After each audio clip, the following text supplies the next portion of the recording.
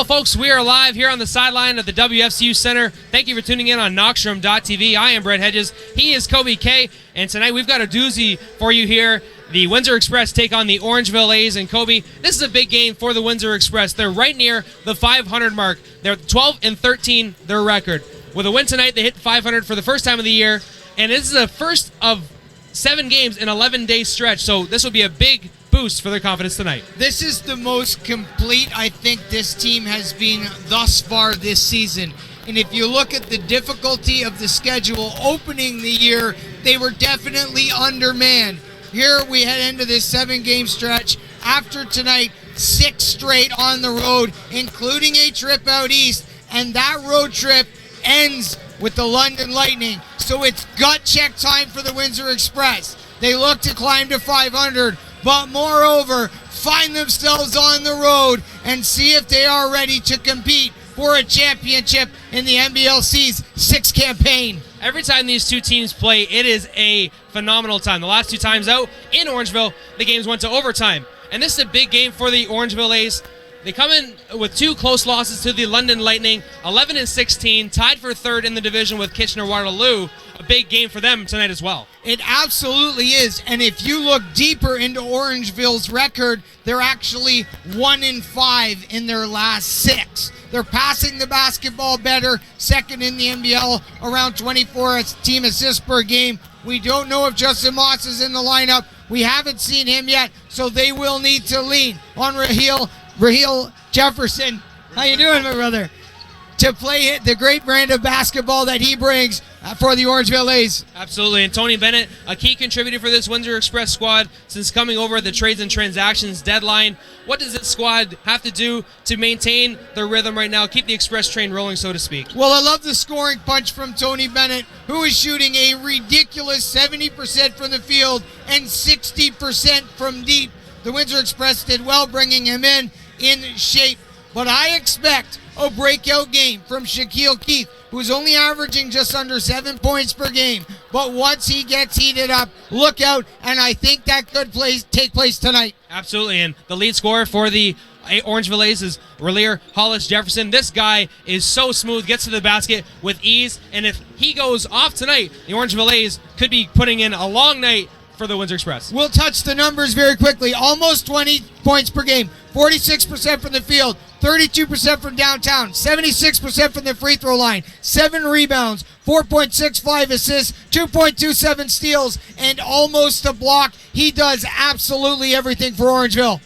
And a partridge in a pear tree. Raheel Hollis Jefferson, one person to look out for tonight. And another person to look out for underneath the basket for Orangeville is Stefan Nastich. He's a 7-footer, came out of Stanford, has a great skill set, and he could be a big problem tonight. And he gave Windsor some trouble the last time they were in town, I tell you that right now. Almost 16 points per game, 51% from the field. He's a great free throw shooter at 76%, and then he gets you 8 rebounds. Another number I love is the 1.8 turnovers. He protects the basketball for a big man. That's fantastic. Absolutely. So for the Windsor Express, the chess match will be their bigs versus the big of Orangeville. We've got the lineup of Rudolph Jolly, who just came into the lineup. We've got Nick Evans, we've got DeAndre Thomas, and of course, we've got the big Gernard Giroux, who just comes off of IR tonight. That rotation of players could be key tonight. It absolutely is. When you look at this group and the minutes that Coach Bill Jones is using them, it is very important that the rotations are proper, and they have been. And I don't think we've given enough love to DeAndre Thomas, who's over 15 points per game, 54% from the field, rebounding the basketball, accepting his role, and doing a fantastic job on the floor as a leader for the Windsor Express. And a battle of 2 very tightly contested teams. Only the matchups and maybe turnovers and free throws could be the difference in tonight's game. What are you looking forward to most tonight here?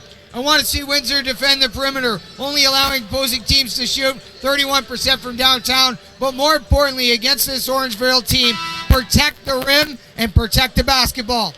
Well said. I couldn't have said it better myself. So we're going to head upstairs. We're going to send you to a quick break before the tip-off and national anthem of Knoxroom.tv's production of Windsor Express versus Orangeville A's. We'll see you soon, shortly at tip.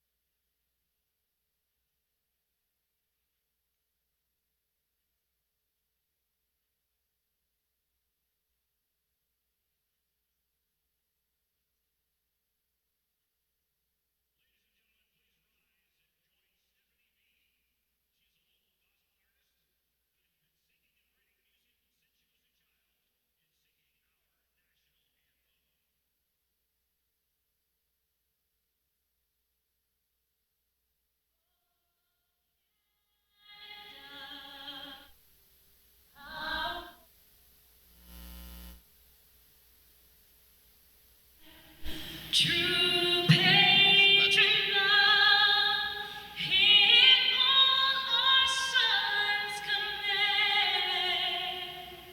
With glowing hearts we see thee rise, the true north strong and free. From far and wide, oh Canada, we stand on guard.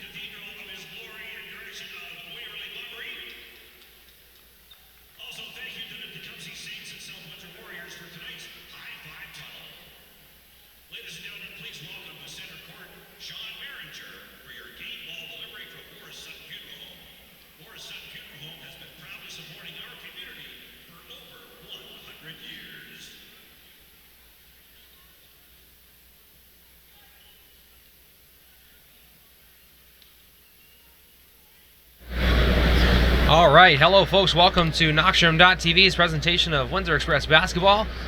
It's a beautiful Wednesday evening here at the WFCU Center in sunny Windsor, Ontario, and the Orangeville A's are bringing the heat 11-16 and looking to get themselves in the win column after 2 close losses to the London Lightning. Kobe K joins me on the mic this evening, and Kobe, a battle of 2 very hungry teams in the NBL Canada Central Division on tap here tonight. Windsor would like nothing more than to get a victory here at the WFCU Center before they go on this big road trip and then come back home to play the Niagara River Lions. And like we stated in the pregame, you look at the course of the last 6 games, Orangeville 1-5, so they're desperate for a win as well. And the Windsor Express rocking some new threads tonight. They becoming the Tecumseh Express for the evening. Tecumseh, a neighboring community just east of the WFCU Center. Some local town representatives, the mayor of Tecumseh, Gary McNamara, Joe Bichetti, one of the members of Parliament. Pretty special night for the region.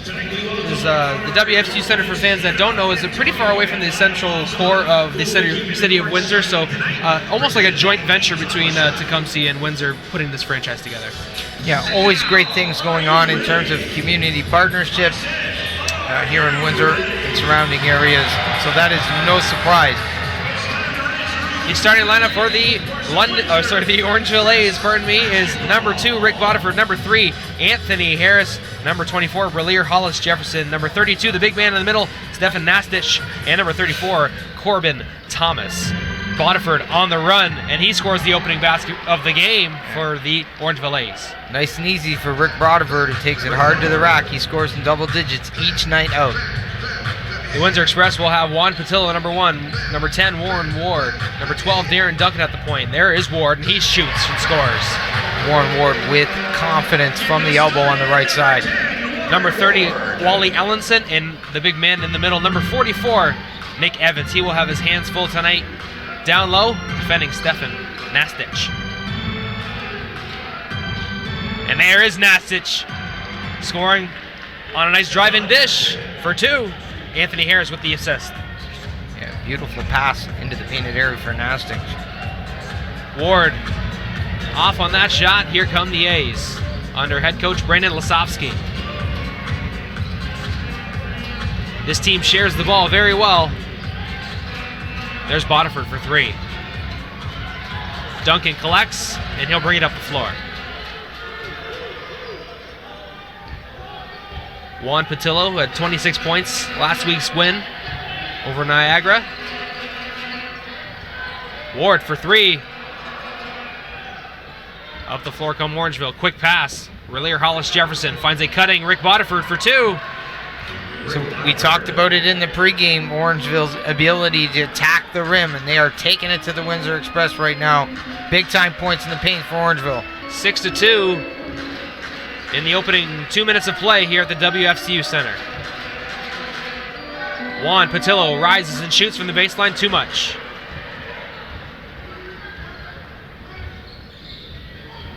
Hollis Jefferson at the elbow, hesitates, rises. That is grabbed by number 34, Corbin Thomas, and Orangeville will reset. Harris at the elbow for Thomas. Rick Bodiford caught the baseline pass, but stepped out of bounds. Express ball. Yeah, unfortunate for the Orangeville A's, but we got to give them some credit for some great ball rotation. They are passing the basketball with efficiency. These guys are reading each other, ready to play here tonight in Windsor. Darren Duncan at the helm, number 12.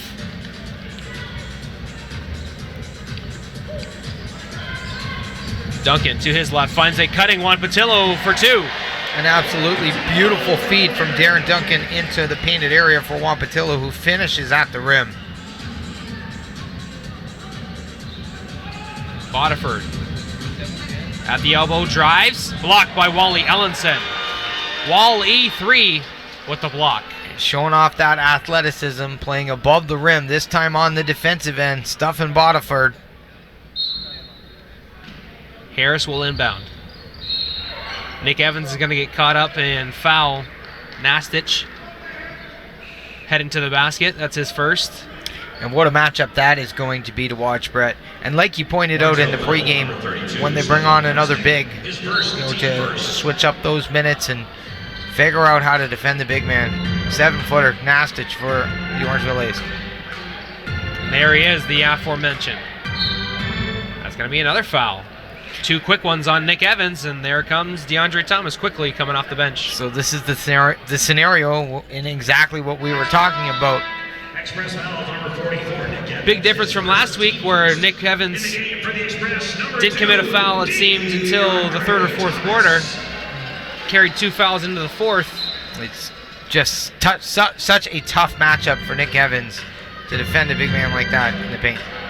And Nastich cannot knock it down in close. And good defense by DeAndre coming off the bench.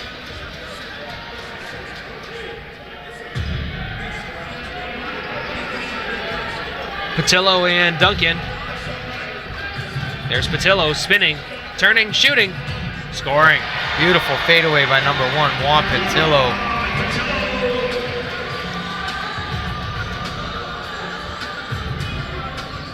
Harris spinning. To Nastich at the elbow for a jumper. No good. Rebounded by DeAndre.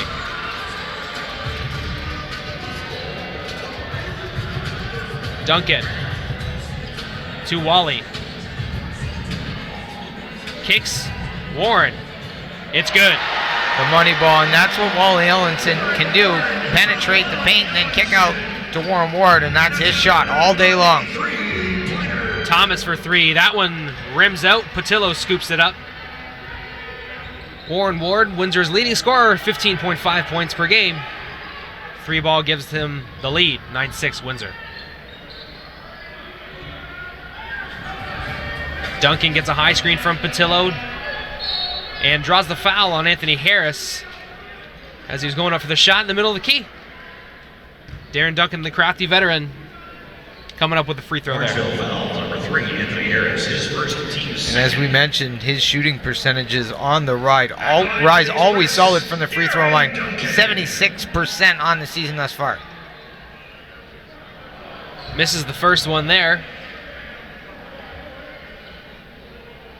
And boy, has he started to heat up from the three-point line, Brett. Almost 46%. Great numbers for the Express in terms of shooting efficiency as he makes the second. And as his health goes, the Windsor Express success seems to have risen up as well throughout the regular season. Absolutely an impact on this team, 100%. Hollis Jefferson gets his pocket picked by Ward. Over to Wally for the reverse slam. All starting on the defensive end. Warren Ward finds a cutting Wally Ellenson, who finishes at the rack. The Kangaroo Kid puts Windsor up 13-6 midway through the first quarter. That will prompt a timeout by Orangeville. And we're going to take a break here. The Windsor Express up over Orangeville on Knoxroom.tv.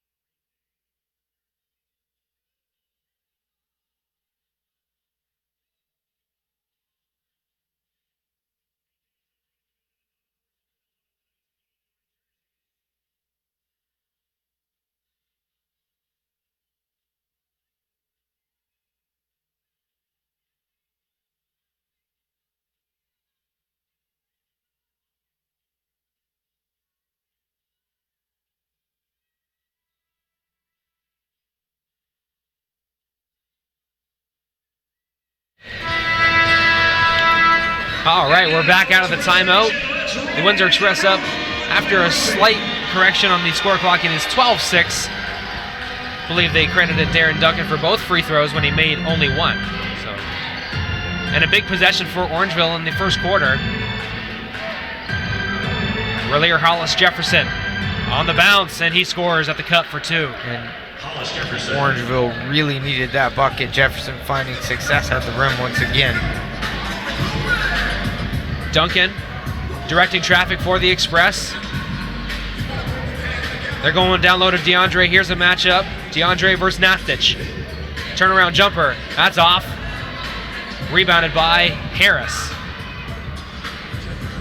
Pass up the floor to Bodiford. He drives baseline and scores. Right hand on the left-hand side. Yeah, Rick Bodiford from the left side this time, finishing at the rim. So points in the paint. This really working. Orangeville 10 right now.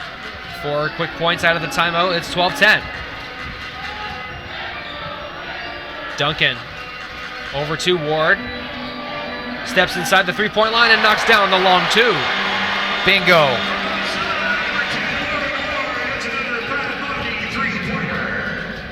Harris got his pass in the feet, and that will go off Nastich last. Windsor possession coming up. Yeah, the Express got a lucky bounce there, like you said, off the Orangeville player's foot, and that will be 3 turnovers for Orangeville. The Express currently with 4 points off turnovers, so good news for Coach Bill Jones. Possession of the basketball. We're at the midway point of the first quarter here on Knoxstrom.tv. Thanks for tuning in, folks. For NBO Canada action, there's Wally for 3. No. Alex Johnson in the game now for Orangeville. Hollis Jefferson at the rack. Nice up fake there, and he goes to the tin for 2. And that's what he can do for you with the up fake. You gotta close out. You let that guy shoot, he's gonna make it. Jefferson at the rack once again. Down low to DeAndre Thomas, just out of his reach, but he collects it back. Ward's got some time, gets himself out of a jam. Elbow jumper, it's good. Oh, flawless technique by Warren Ward, pulling up on the left elbow. This is some good basketball these two teams are playing right now. What a treat. Hollis Jefferson to Alex Johnson. Superman to Nastich on the baseline. He scores for 2. Nastich showing off a little bit of range. Both teams shooting above 50% from the field right now. Orangeville comes up with the ball. Alex Johnson with the steal. Corbin Thomas with the bucket and 1. And that was the Express's first turnover of the night, and it cost them 2 points. Maybe 3 if the free throw is good here. So great defense from the Orangeville A's. And that will prompt a couple of substitutions for Orangeville. Jamison Tipping and number 21, Daquan Cook. Good to see him back in the Central Division. Member of the Niagara River Lions last year. Spent some time with the Island Storm. Now at home with the Orangeville A's. Gets you almost 8 points per game. So a contributor. Missed free throw by Corbin Thomas. Ties the game at 16. There's Patillo at the elbow. Off the glass, no good. Tipping on the run. Johnson, who just surpassed 1,000 points as a player in the NBL Canada. There's a jumper. That's off the mark. Ward taps it away, and Patillo comes up with the rebound. Ward on the run, it's good. Absolutely beautiful basketball in transition by the Windsor Express. Warren Ward finishing. The former U Ottawa GG. And he's had a great start to this one, Brett. Averaged over 17 points per game in his career. He's got 11 tonight. And Daquan Cook is going to be charged with the moving screen, and then relayer Hollis Jefferson is going to receive a technical for his antics after the call. So Darren Duncan will head to the free throw line. Gets a practice in there. A little bit of frustration here from the Orangeville A's. Orangeville foul, number 21, Daquan Cook, his first team second. Technical foul, number 24, relayer Hollis Jefferson, his first. Numbers very evenly matched, hence the close score. The Express is 18, Orangeville 16. And Darren Duncan knocks down the free throw. So Windsor will have possession. They lead 19-16. I was paying attention to the conversation on the court, making sure Hollis Jefferson wasn't going to get teed up again. But cooler heads have prevailed, and Windsor will take possession. And now Orangeville definitely needs a defensive stop here. Of course, welcoming back former Windsor Express guard Alex Johnson, repping number 5 for the Orangeville A's. And he's having a great season for Orangeville. I think he's up around 8 assists per game. Spent some time with the Grand Rapids drive of the NBA D-League. Hollis Jefferson at the cup for 2. Nothing seems to be stopping him tonight. And 16 points in the paint for Orangeville. We're taking it strong to the rim and finishing.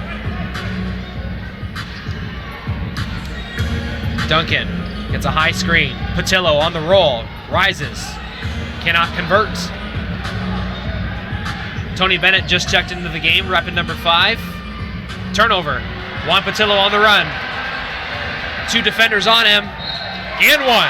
Beautiful footwork by Juan Patillo, who actually protected himself from the basketball being stripped, making the adjustment, finishing at the rim, and getting himself to the free throw line. Juan will go for 1 more. A pair of subs come in for the Express. Number 23, Shaquille Keith, and number 11, Maurice Jones. And what a job Juan Patillo has done since coming over to the Windsor Express. He's unable to convert on the three-point play, but he's done just about everything, including shooting 48% from the field. Johnson for 3, the quick strike, no good. Patillo with the quick rebound, and here come the Express. Maurice Jones at the helm. Tony Bennett. Quick passes over to Shaq Keith in the corner. He rises. Maurice Jones with the offensive rebound. He resets. And the crew chief will have them reset the clock. Good call by the official. The Windsor Express will have baseline possession. A substitution will come in for reliever Hollis Jefferson. That's Jake Anderson.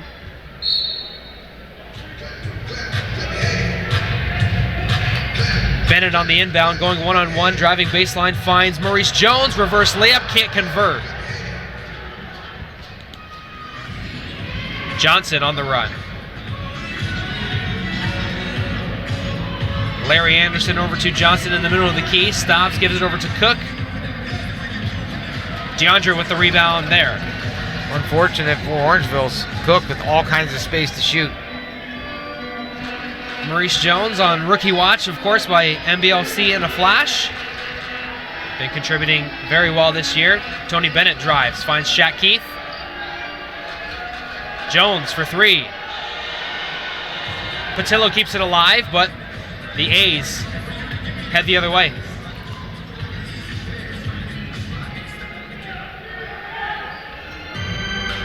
Cook kicks it out. Tim is tipping in the corner. Bennett will grab the rebound. On the run, Jones at the rack. Jones finishes. From the left side, strong take by Maurice Jones. Jake Anderson for Larry Anderson. Keith rises. And we're going to have a foul on DeAndre Thomas on the rebound. Gernard Giroux and Canadian Rudolph Jolly checking into the game. Rudolph 6'10", 260 pounds, a big acquisition in the middle for the Express. Yeah, he brings some size and some relief for both Evans and DeAndre Thomas. And a foul on the drive for Jake Anderson. And it's interesting, Brett, when you look at the depth of this Windsor roster now. When they started the year, I think we could probably use the term fairly shallow. Yep. And now very deep at each position, so the perfect time for them to make a run. Anderson misses the first. That foul will go against number 5, Tony Bennett.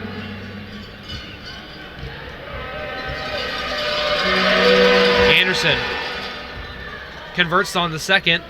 Maurice Jones.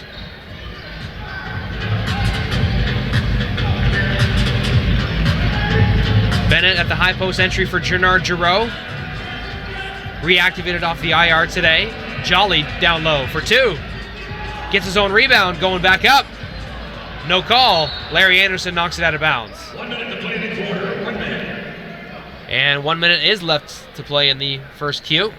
Rudolph Jolly well defended by Orangeville, but Windsor will retain possession.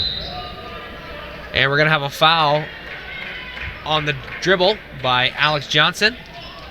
Orangeville foul number 5, Alex Johnson. Hey, Commissioner David Magley in the host tonight. Mags in the heezy. Always doing a fantastic job. If I might say so, a very active social media presence.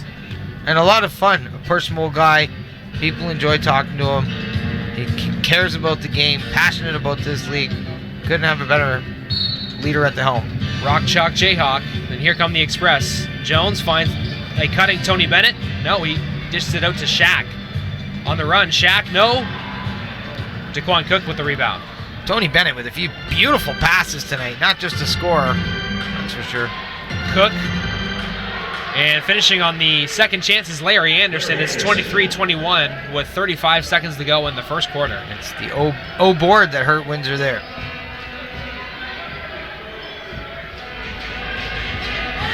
Shaq Keith on the run. Off balance shot. He hits the deck. Here come the A's. Anderson to Anderson. That's a foul. Tony Bennett has to commit.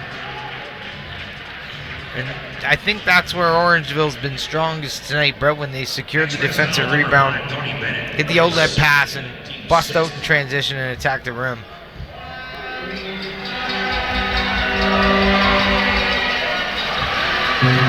Anderson comes up short on the first free throw.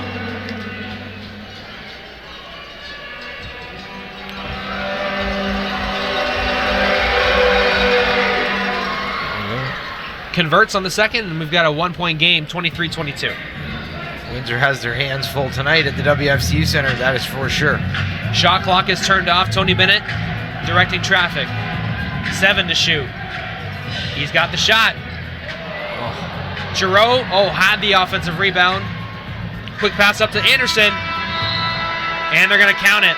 Orangeville will get a 1-point lead at the end of the first quarter, 24-23. A fun first quarter at that. Very intelligent final possession for the Orangeville A's, and we got to give them some props for proper clock management. Absolutely. We're going to talk some stats and facts after the break when we return the second quarter of Windsor and Orangeville on Knoxroom.tv. We'll be right back.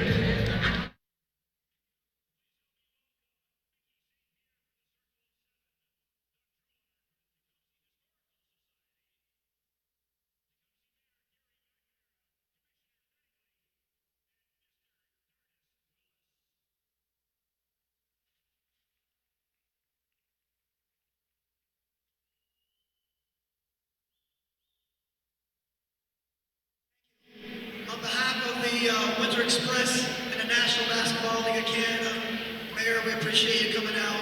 Doug, thank you so much. On behalf of the Windsor Express, we'd like to give you a check for $1,000 for the Historical Society, and we're really excited to able to help out.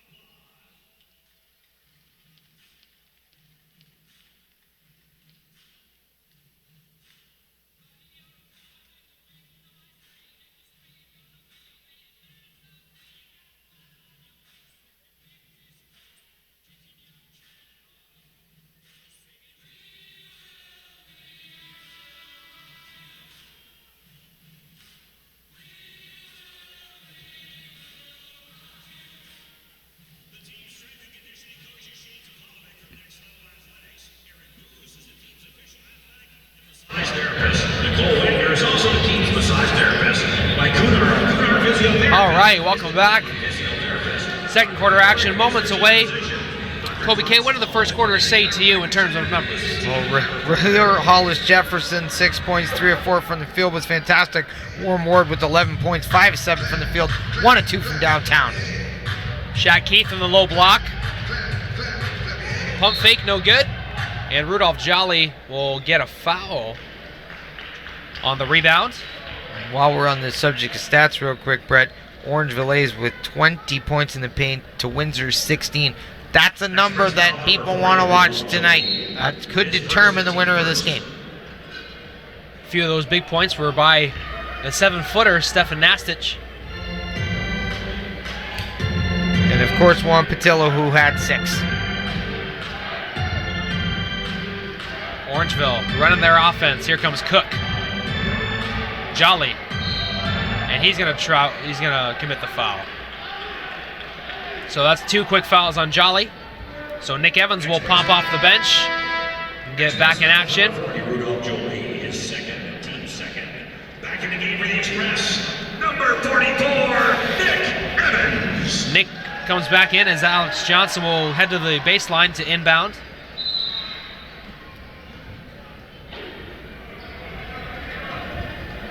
Nice athletic play by Anderson, and he will fall to the floor.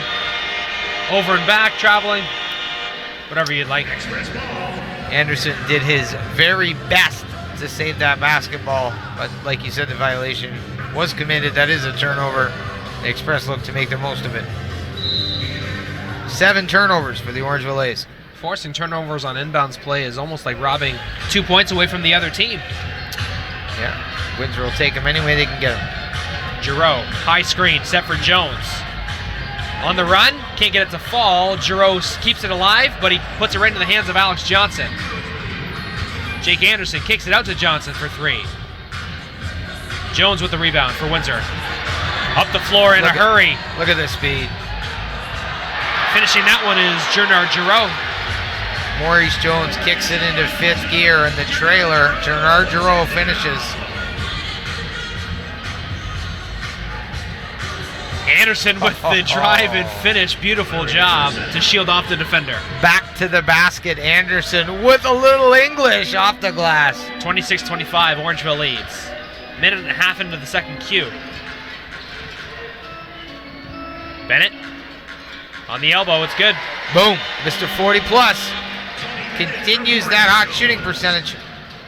Anderson at the cup for 2. Larry Anderson. But there's the Orangeville A's attacking immediately off the inbounds play and getting more points in the paint.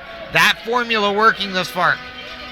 Nick Evans down low, gonna battle Daquan Cook.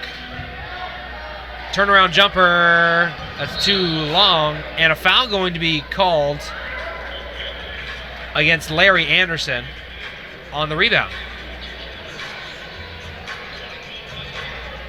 And that will give Windsor possession on the baseline. And Larry Anderson coming in off the bench, Brett. 4 of 5 for 9 points, and then he's got 3 rebounds. Putting in some good work for Orangeville. Orangeville foul number 13, Larry Anderson. His first, team first. Thought there might have been a shot clock had to reset there. Good point. And Giroux misses from the interior. And that will be a tie-up.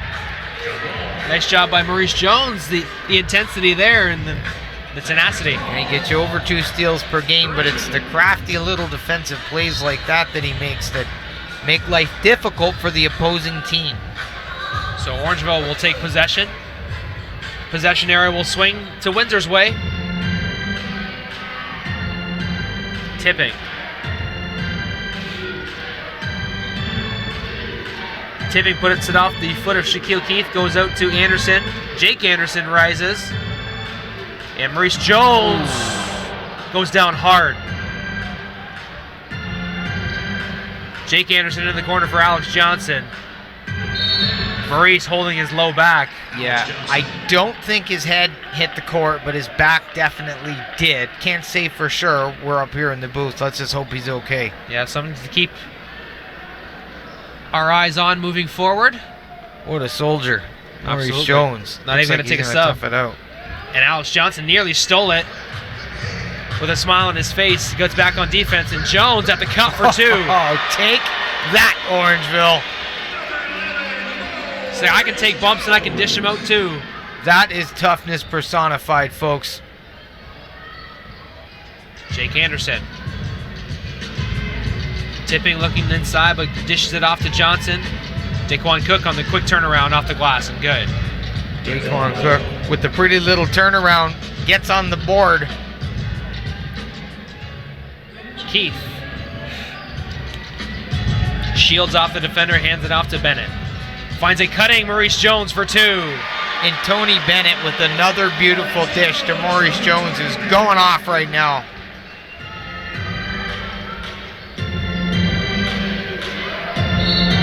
And Cook will be called for the traveling violation. So that will be another turnover for Orangeville. And going into halftime, that we know that is something they are going to be addressing. 7 turnovers. And here comes Nastich. He will check in for Cook. And now the battle of the bigs will continue. Yeah, Nastich 2 of 3 from the field for 4 points, so he has had a good start. Nick Evans 2 fouls, something to looking into as we move forward. And there's Nick going to work against the 7-footer. And that's what you want to see for Nick Evans, getting it going. Anderson. Jake is blocked by Giroux, but Larry finishes and scores for 2. Larry Anderson. Despite the beautiful defensive play by Gennard Giroux, Larry Anderson able to finish at the cup. And Jones gets a screen. And he will go to the free throw line after drawing the foul. Jones looking to complete at the cup, but will go to the free throw line instead. Warren Ward will check in for Tony Bennett with 7:56 left in the second quarter. Think for a moment about the impact of the fall that Maurice Jones took. I watched it. It was really, really hard to the floor. Still on the court, scoring, doing everything he can. Now at the free throw line. Can't say enough about this man. And he misses the first free throw. I will note again that the Windsor Express will start a 6-game road trip after this game. So that could be a factor maybe moving into the weekend. You got Friday games against Niagara and then Saturday against Kitchener-Waterloo on the road. So tough matchups. And then they go out east. And like we said, the end of that trip is the London Lightning. So definitely gut check time for Windsor. Jones and Gennard Giroux will check out of the game. And Darren Duncan and Juan Patillo check back in. Very quietly, Orangeville has taken a 2-point lead on this game, 35-33. And Jones missed those last 2 free throws. And there's Shaquille Keith. And he finishes off the play and 1. 0 for 4 prior to this shot. We know he was going to get it going. Is this the basket that gets Shaquille Keith started? Beautiful finish at the rim. Gets himself to the free throw line. This guy's got game, that is for sure. Absolutely. First time we saw him, he was a member of the Raptors 905, and he has made himself quite the home in Windsor. And what I love about his game is he's aggressive. He doesn't get discouraged. He will continue to shoot until he makes, and then they start to drop one after the other. Windsor takes a 1-point lead on that 3-point play. And there's the 3-ball by Jake Anderson. And they take the lead back, 38-36. Jake Anderson with the big bucket for Orangeville. Darren Duncan fakes the shot, goes down low to Shaq Keith. Shaq takes his time, goes at the cup. Defended by Nastich. It goes the other way. Quick pass to Bodiford. He can't finish on the baseline. Yeah. Orangeville's run that play a few times, but Bodiford unable to finish there. Nick Evans might have gotten his hand on it, not too sure. Wally Ellenson will check in shortly. Nick steps into a jumper. Cash money. And he's almost automatic from around that perimeter spot. He has extended his range, and he is confident in that jump shot. Juan Patillo on the run. Here we go. It's Juan for 2. Excellent back-to-back plays for the Windsor Express, who have just officially taken the momentum back along with the lead. Currently up by 2, 40-38. Anthony Harris at the helm. Jake Anderson getting away from Warren Ward. Quick ball movement. Harris on the drive, kicks. Nastich for three. And he does not get it to fall. But showing off some range, that ball almost drops. That's scary if you're Windsor. Ward also showing off some range. But that one drops almost 41% from downtown. We know where Warren Ward likes to do his dirty work, and that's from downtown. I thought Duncan was going to go down low. He kicks it out to the wing instead. And they follow it up with a big block. Yeah, Nick Evans says, get that out of here. Shap Keith will sub out. Wally Ellenson subs back in. And that will prompt a timeout call. That one is going to be called by Orangeville, I believe. We're going to take a short timeout here. The Windsor Express up 5 points over the Orangeville A's on Knoxstrom.tv. Don't go away. Second quarter action is next. Sandwich team action group will be.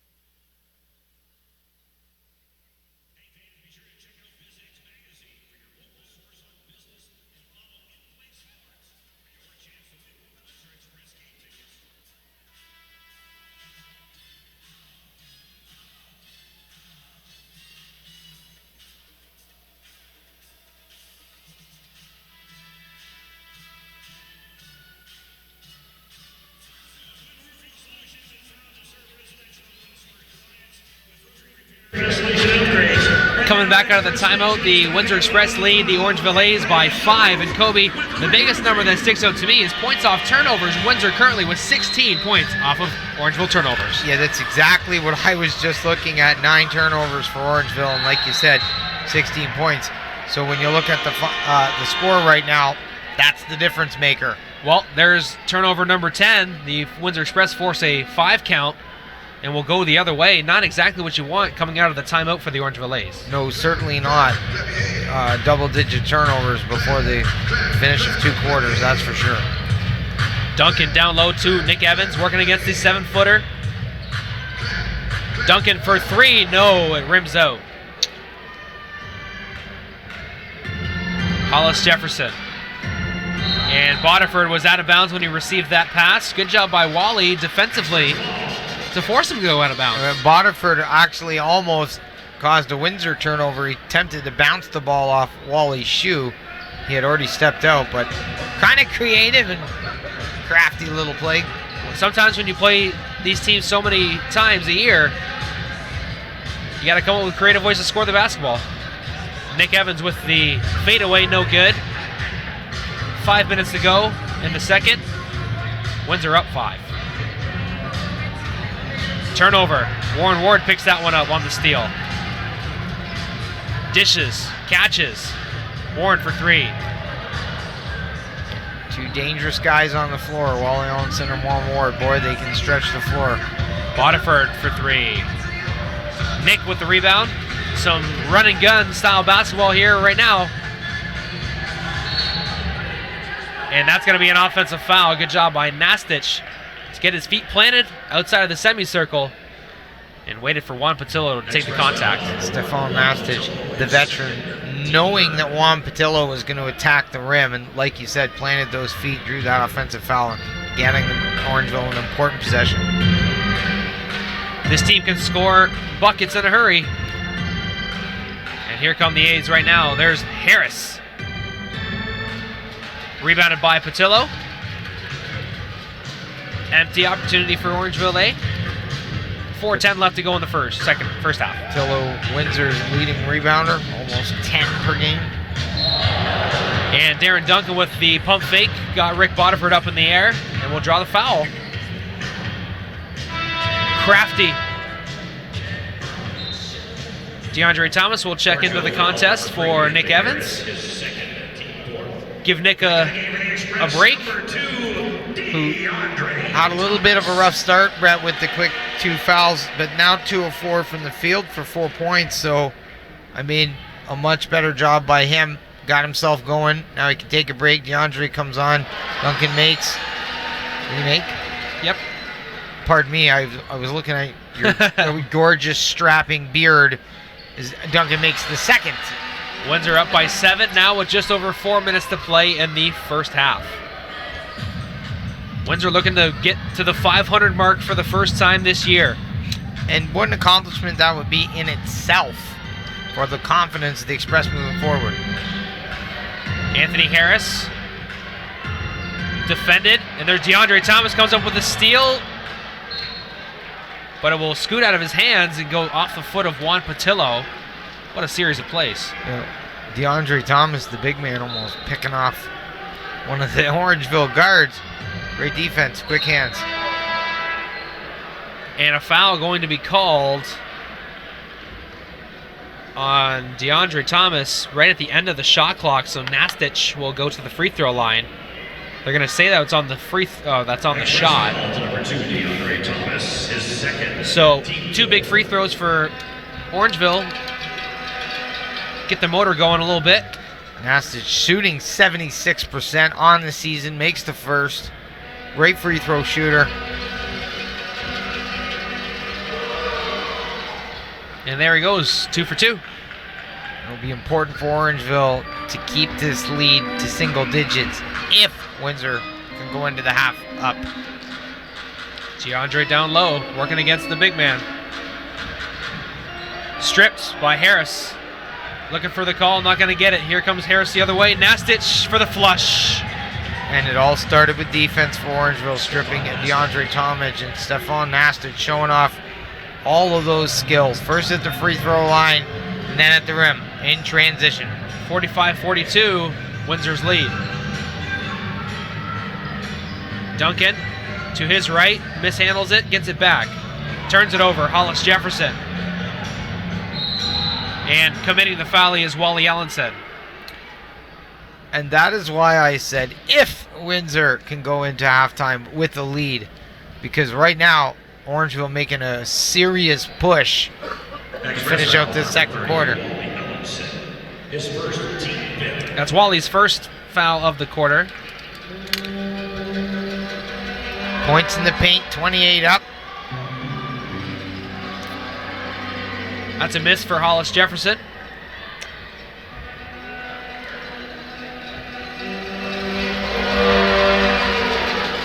Ooh, empty trip for Hollis Jefferson there. Tried to make it a 1-point game.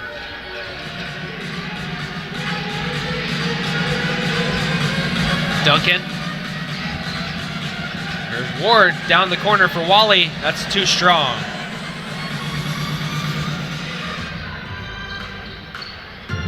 Harris for Bodiford in the corner for 3. Anthony Harris gets the rebounds, but it will go off of Harris and will be Windsor Express basketball. Every rebound tightly contested between these two teams with 2:20 to go in the first half. Yeah, Orangeville a +5 on the boards. Both teams with 4 offensive rebounds. But that's definitely another area we need to watch. We're going to take a short timeout here on Knoxstrom.tv. Windsor up slightly over Orangeville here at the WFCU Center. We'll take a short break. We'll be right back.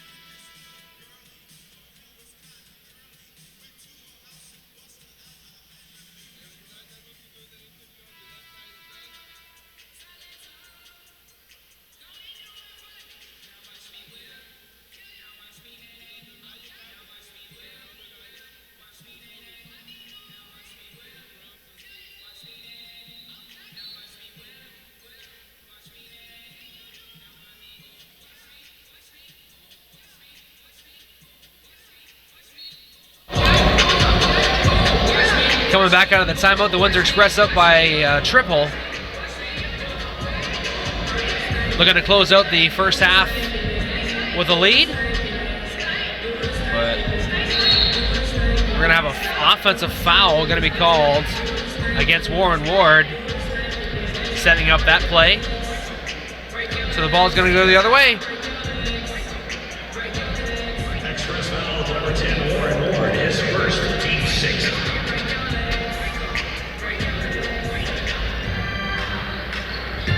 Anthony Harris for Orangeville.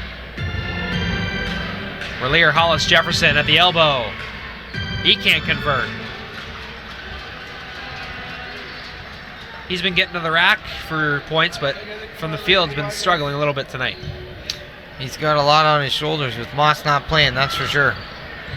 And that will be Windsor Express ball after the rebound goes off the fingertips of Rick Bodiford. So when you talk about the game of basketball, sometimes teams get the bounces, and so far it's been in Windsor's favor. Allenson at the free throw line extended, inbounding to Duncan.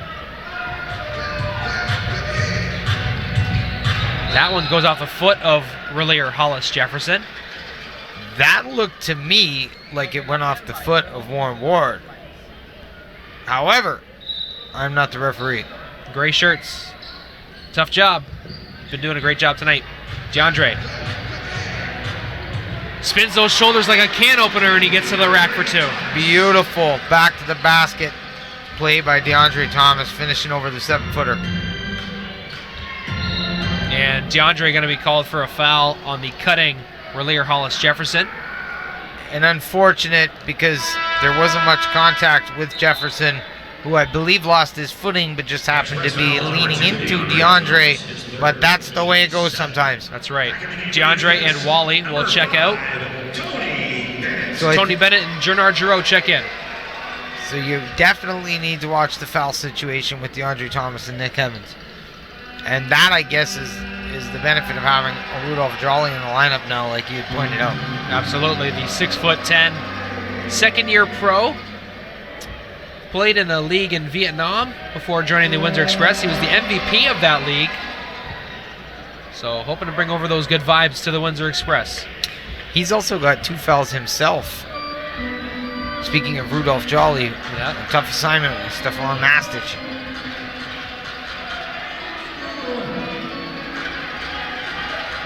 Duncan finds Patillo at the elbow. It's good. It's such a beautiful shot, so much art. It's a drop in the cup. He is confident from range. Juan Patillo with that rebound off the miss from Harris. Makes a big bucket and then comes back and secures the defensive rebound. 35 seconds to go here in the first half. Duncan driving, and a foul going to be called against Corbin Thomas. Reaching in, number 34. Gives Windsor 34 seconds to work with and 12 on the shot clock. They've been able to increase the lead to 6, more importantly. 14 to shoot, my apologies.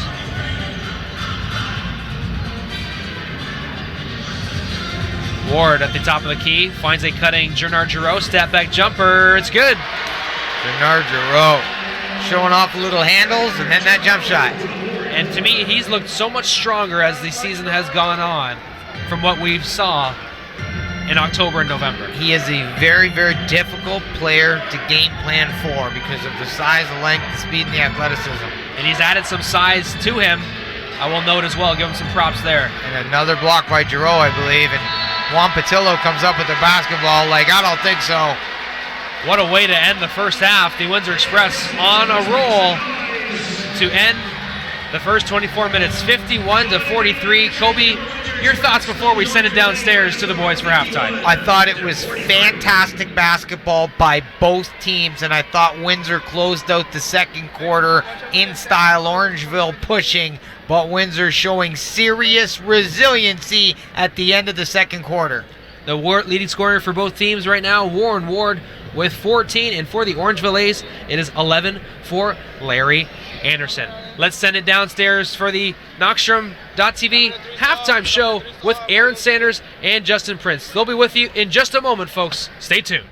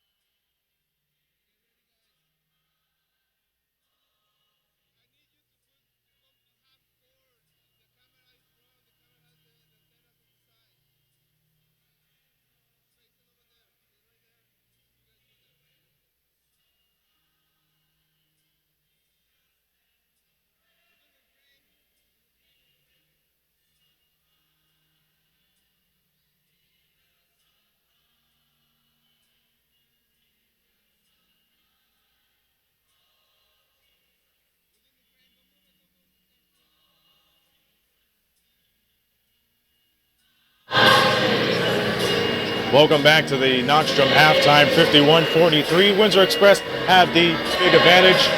JP number one. The Windsor Express are wearing special jerseys. I'm at all. Question, what's going on here tonight? Yes, for fans who don't know, tonight is actually Tecumseh Express night for appreciation of the talent of Tecumseh. After the end of the first quarter, in fact, Jardis Willis had donated $1,000 to the Tecumseh Historical Society. And of course, fans have noticed the special jerseys. Those special jerseys will be sold via special silent auction to fans after tonight's game. So, a special moment here, of course. And of course, they're playing very well in these jerseys right now, up by 8. Well, that was a good segue right there, but you look on the other end, the Orangeville A's, you can imagine they scored their first 16 points in the paint, and you know, it's like artists, man, all in the paint. Yeah, most of the points in paint in that first quarter, in fact, were in the paint. 20 of 24 in the paint, 1 shot and a jump shot just outside the paint, and 2 from the free throw line. So, of course, they have improved slightly outside the paint in the second quarter, getting 28 points in paint overall in this first half, but they have just struggled shooting the ball anywhere outside of the key, it seems, tonight. You usually think it's a good idea for Orangeville going to the paint, and they shot their 3-point shots less than they usually do. But, you know, it's actually a good plus for them considering they're going to the paint. Windsor Express on the other end, Juan Patillo, he was ice cold, but now he's warming up to the occasion, as well as Darren Duncan, among other things, too. Yes, Wampatillo with 10.7 rebounds right now, 5 of 9 shooting. Warren Ward also was a key contributor in that first half with 14 points himself. And then you mentioned Darren Duncan, 8 assists right now, keeping the ball moving, keeping the offensive plays going for good baskets right now, because if you look at the shot charts right now as I'm looking on here, a lot of Windsor's points have also come in the paint, like Orangeville's with their 30 points in paint, but they've been able to get high quality shots at times, but other times they've been forcing it up, it seems. So while they have had the ball movement, I should say, going for them at times, other times I think they have to still work on things as they continue the game on right now, as they're still up by 8, of course. And a long way to go, too. We'll quickly go, and we mentioned Juan Patillo, number 1. He is the reigning Central Division Player of the Week. But on the other hand, it's Tydron Beatty for the red-hot Moncton Miracles. They won 5 in a row. What's been working for them? Well, what's been working for them is they finally seem to be getting everything together, because, of course, they've been struggling. They were almost, no offense to them, they almost seemed like a bit of a dumpster fire for part of the season with how they were playing. Now they're coming together. They're one of the best winning streaks in franchise history. The franchise record is actually 6 wins, according to statistician Chuck Miller, as he mentioned just about a day ago. So right now, Moncton is coming together at the right time and the right moments to go on a playoff run. Right now, they're in 4th position right now in the standings, and they need to keep it going if they want to make that the playoffs this year with Cape Breton still. Absolutely, and it's a long way to go considering there's more than a month left till the playoffs come to an end. Out of town scores. Halifax playing close to the Island Storm, and that looked pretty close the last time I checked. What do the scores say? Yes, right now, you mentioned that game right now. Of course, the Island Storm and Halifax, that's a big game with a lot of implications going on. The Island Storm were looking big time to win that one. That is 94-93 with 3:36 to go. Right now, the Island Storm up by 1. Of course, Halifax next looking to win this one. And of course, the Island Storm looking to secure the victory. Right now, 33 points from Jaheel Carson. Maybe it has something to do with the fact that there's a post on Instagram for the league saying that his counterpart from Halifax was the top point guard in the league, Clifford Klingscales. He is struggling tonight with just 5 points as well as 9 assists. So Carson taking the time to say, maybe I'm the number 1 person, point guard I should say, in the league right now. Anything you could do, I could do better. Halifax, they may look like they're away scot-free considering they're in first place, but they dropped their last 2 meetings against the Island Storm, so this win would really boost up their confidence. Back at the WFCU Center, second half tips. Brandon Lavoski's team. A lot of things to be done considering that you really got to space out on those shots. Do you stay going to the paint or do you look to branch out?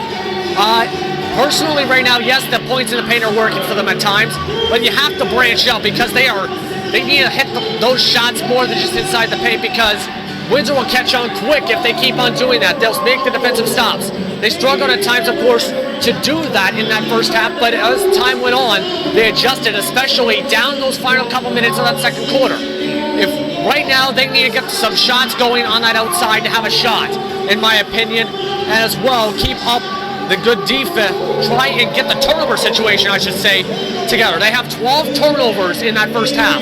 They need to get the ball movement and ball control under control, I should say, in that second half, this second half as well, and with their offense as well. Well, the Windsor Express, they're winners of 3 of their last 5, 7 of their last 9. What else do you add to that arsenal if you're them? Right now, of course, I think you get Warren Ward more involved in that offense. Yes, Juan Patillo is a major part of how they played in that first half, and Warren Ward's leading the team in scoring right now tonight for a reason. I think you should give them the ball. He was the hot hand from outside the paint in the first quarter and continue to produce in that second quarter. I think if you get him involved, as well as continue seeing the distribution from Darren Duncan in the second half, as well as maybe get someone else in there, maybe like Tony Bennett, of course, get him producing. Wally Ounson get him producing. They're going to get things together for the second half. All right, and that's the story right there. This is the Windsor Express last home game before they go on the road for 6 games in 9 days. So they really want to make this Windsor crowd go home happy with the win. But we're going to see how that unfolds in the second half. 51-43 at the half. Windsor Express with the advantage. Brendan Colby will be back with a call in just less than a minute. We'll see you folks at the Knoxstrom post game.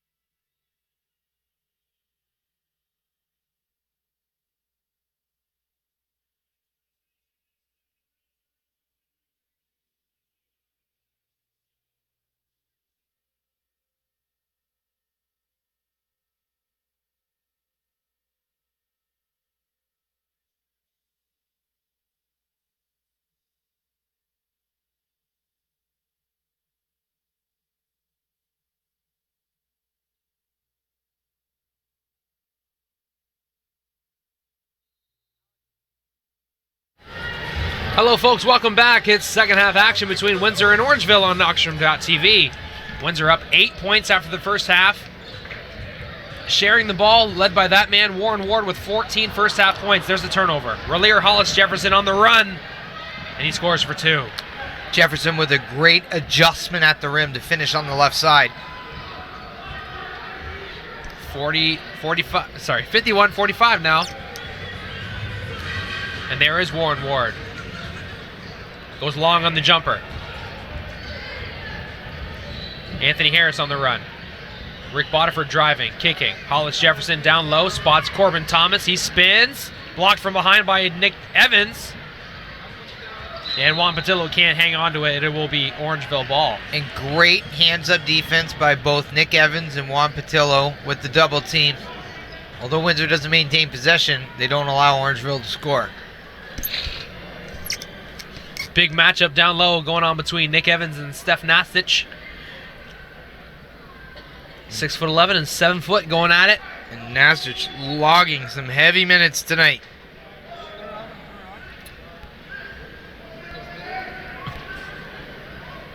Resetting the shot clock there, and we'll put the game in play. Bodiford puts Wally Ellenson up in the air, and he commits the foul.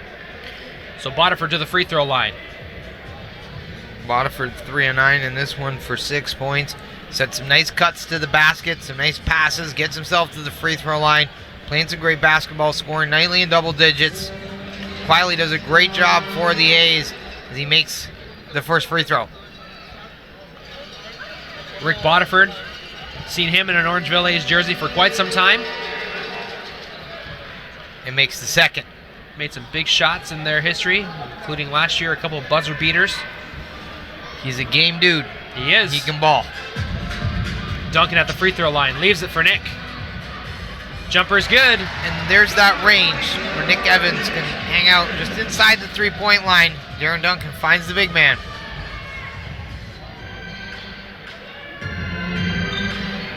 Corbin Thomas at the three-point line. At the cup, blocked by Juan Patillo. Thought that might have been a goaltending, but it goes the other way. Ward catches, drives baseline, finds Nick at the elbow. 2 for 2, Nick Evans. Nick Evans feeling it from long. I actually had a quick chat with Nick Evans as I was on my way back upstairs. I had a stat sheet. I gave it to him. I said, Nick, what do you think? He says, I got to be better. And there he goes, 2 for 2 to start the second half. Wally, no, didn't come up with it. Bodiford on the run, gets it to fall. Good job. Rick Bodiford now in double digits, 10 points for the Orangeville A's. Duncan, high screen. Nick, 3 for 3? Almost. Wally Ellenson tried. You can't leave Nick Evans in that spot any longer to take that shot because he's going to make it half the time. Corbin Thomas finishes off a feed from Relier Hollis Jefferson. And it's a 4-point game, 55-51. The close, tightly contested game here continues. Ward to Patillo. On the curl, he rises. Ooh. Connects. That elevation off the curl, Juan Patillo, another great shooter from the field. Bodiford and Harris play catch. Nastich at the elbow. Bodiford to his right. No good. Juan cleans it. Duncan directing traffic. Back out to Wally Ellenson from the low post. Chalk up an assist for Nick Evans and the Wally 3. Windsor playing inside out, inside to Nick Evans, outside to Wally Ellenson, and he drains it from downtown. 9-point lead. Harris turns it over. Wally with the steal. Great defense there by Wally Ellenson. Ready to shoot is Ward. That's off the mark. If that hadn't went down, the roof would have came off, but Windsor comes up with the ball. No call on the steal from Corbin Thomas. Here they go. Some wild action to start the second half. Intense. And Nastich scores at the cup for 2. Nick Evans did a good job not committing a foul there. Stefan Nastic making again. That's 10 points for him to go along with 4 boards.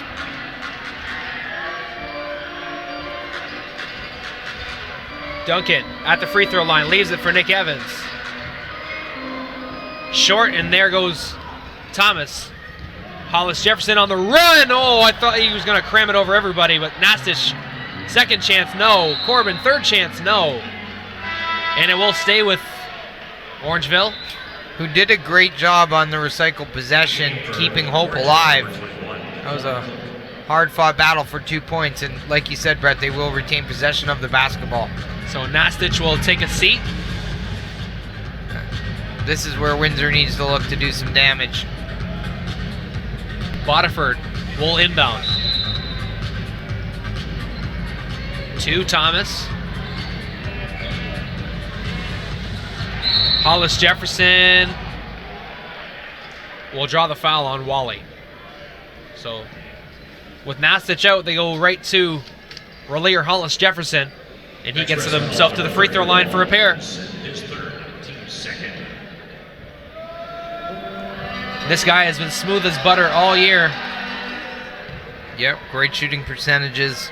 He can pass, he can rebound, he can score, he can attack the rim, he can take the 2-point shot, makes the second free throw.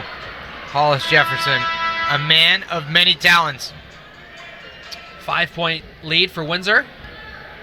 Larry Anderson will have to wait a little bit to check in.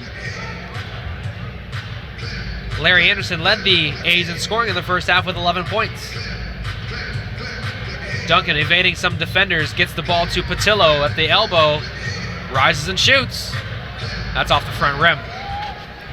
Harris quickly up the floor. Hollis Jefferson attacking. Elbow jumper's good. Relier Hollis Jefferson. And you said it, Hollis Jefferson needing to step up as the big man takes his seat, and he has done so thus far. Wally on the run for Juan on the baseline. Finds Ward. Catch and shoot. It's good for 3. Warren Ward looked so comfortable from that position. Turnover. Here comes the Express. Duncan. Back to Duncan. His first shot. It's good for 3. It's a money ball off the 15th turnover of the Orangeville A's. My apologies. His second attempted shot of the game. It's good for 3. Windsor's up 9. And that will be and 1 for Corbin Thomas.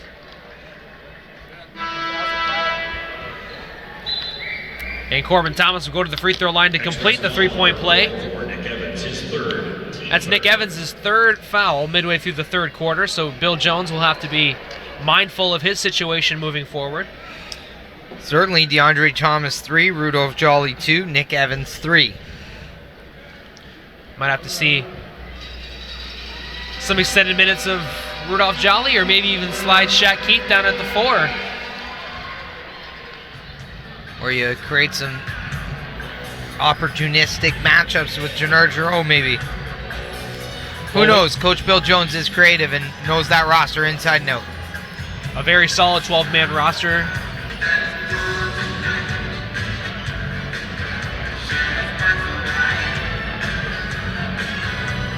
Duncan tried to split a pair of defenders there, and he'll draw the foul.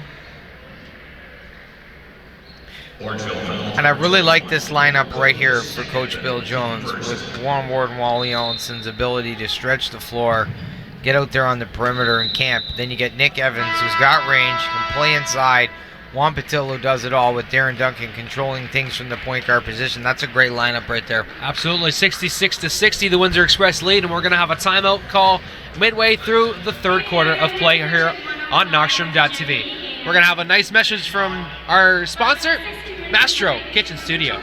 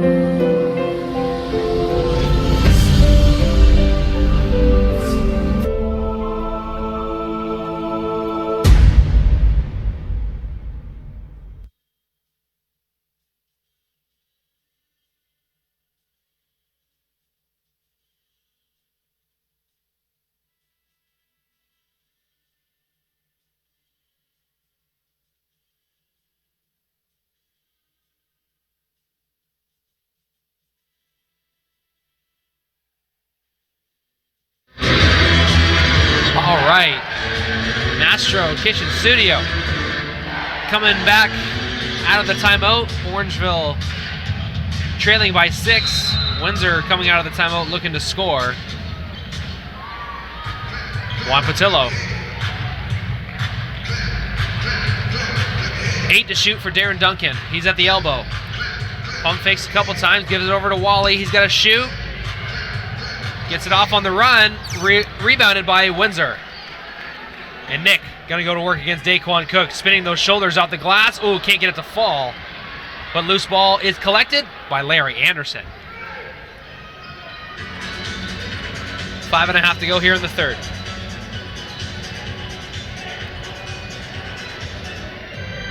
Harris. Larry Anderson, who just came over at the transaction deadline. And he can't get that shot to fall. Juan Patillo. Showing off some handles, going behind the back.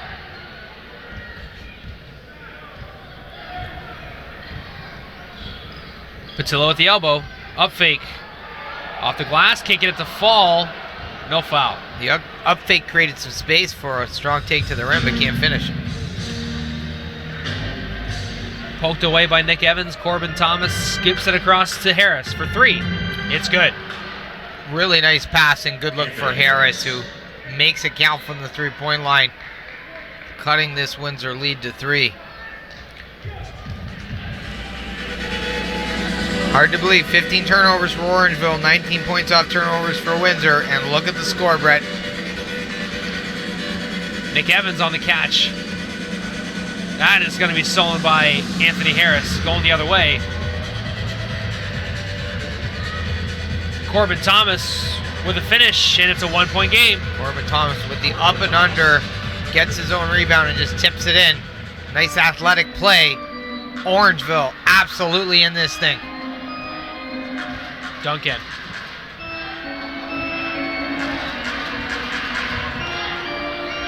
Catch and shoot for Patillo. No good. Rebounded. Wally hits the deck. Yeah, Windsor. And Duncan will commit the kickball to stop the play. In the game for Orangeville, number 5. Maurice Jones, Jernard Giroux, and DeAndre Thomas checking in. Number 11, Maurice Jones. And I think the right time for Windsor to make these substitutions if you're Coach Bill Jones. Bringing back some energy and some fresh legs and a new perspective as Orangeville makes this push.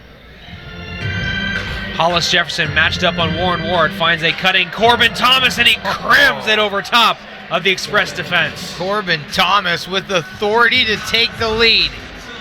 67-66, Orangeville.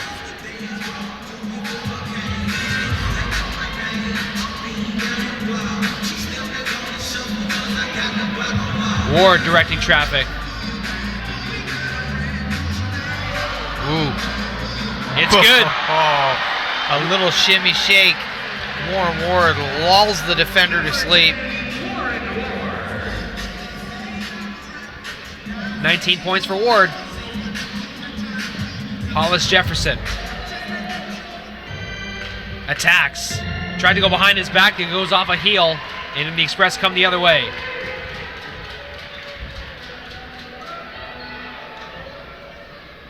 Maurice Jones will take over.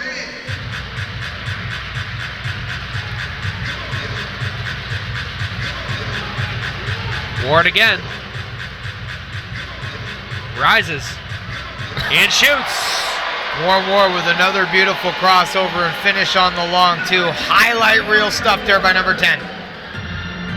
Never lacks in confidence, Warren Ward. And DeAndre Thomas going to commit the foul. And the Express fans don't like it. DeAndre Thomas, 4th personal. Looks like he got his feet planted, was in position to draw the offensive foul. However, the referees don't see it that way. So 4 on DeAndre. Only 2 to go. And Hollis Jefferson will look to complete the trip at the free throw line. How about Warren Ward, though? Fire. Unbelievable stuff. Fuego. That is some spectacular basketball. Last year's NBO Canada Canadian Player of the Year, London, Ontario native, Canadian University product. This guy just screams NBO Canada. 20-plus points tonight to prove it all. DeAndre Thomas finishing at the rim. Count the bucket and the foul. DeAndre Thomas making up for the foul on the other end of the floor. And he's done that several times tonight, Brett, where there's been a maybe perceived mistake or infraction, foul, whatever you want to call it, and then come back down to the other end, particularly on the offensive side of things, and made something happen. Two-time NBO Canada champ as a member of the Windsor Express. Only member of this squad to be on both teams. And a particularly good free throw shooter for a big man. 5 points up for the Windsor Express, 73-68. Alex Johnson has checked back into the game for Orangeville. Goes down low to Daquan Cook.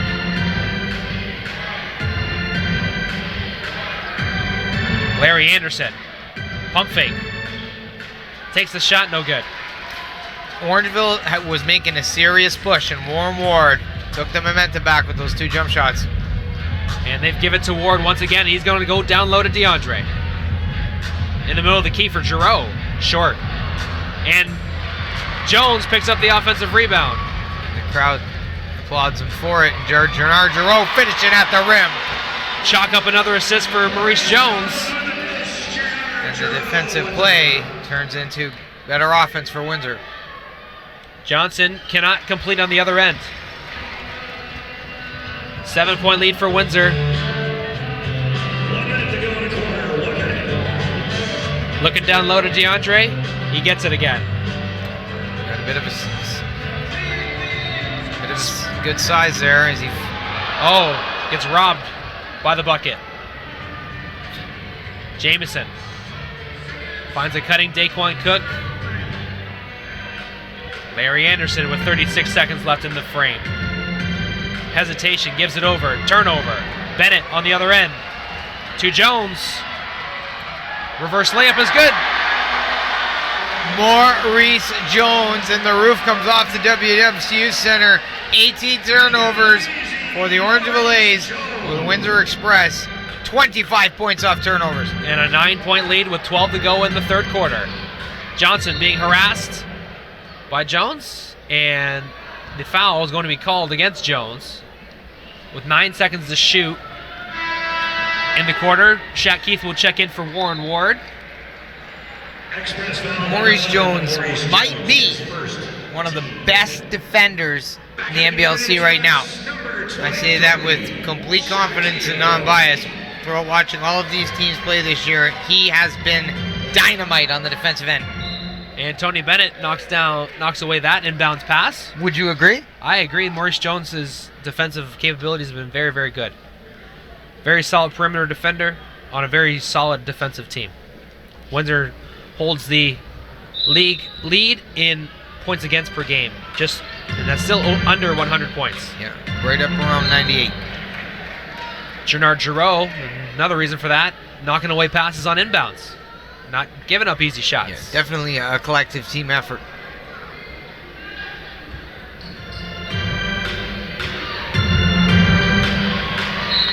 And Jones going to foul again.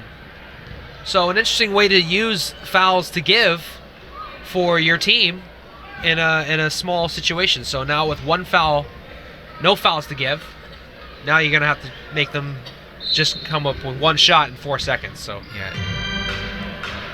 2 to shoot. Anderson doesn't get it off in time. And that will be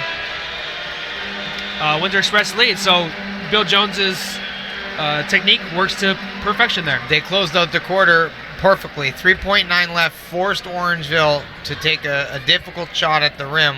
Great defense by Windsor. And we're going to take a quick break. Windsor up by 9, 77-68. Here, we're heading into the fourth quarter on Tecumseh night here at the WFCU. We'll be right back.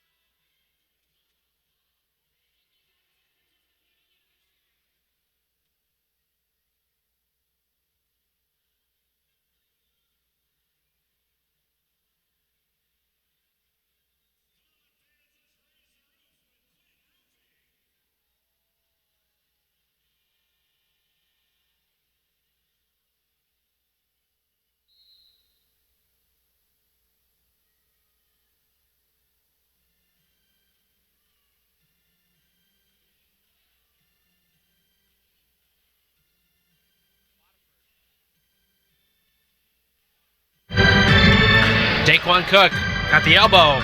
He rises, cannot convert. A solid third quarter of play for the Windsor Express has them up by 9 points. But it was a really tightly contested third quarter. Windsor only outscoring Orangeville 26-25. Yeah. Windsor a +1 on the scoreboard, but like you said, very, very close. Daquan driving. Has the ball stripped by DeAndre Thomas. And there's Jones. Turnover by Shaquille Keith. And DeAndre Thomas has to commit the foul to not give up the easy 2. But he's got 5 fouls now, so he'll have to take a seat.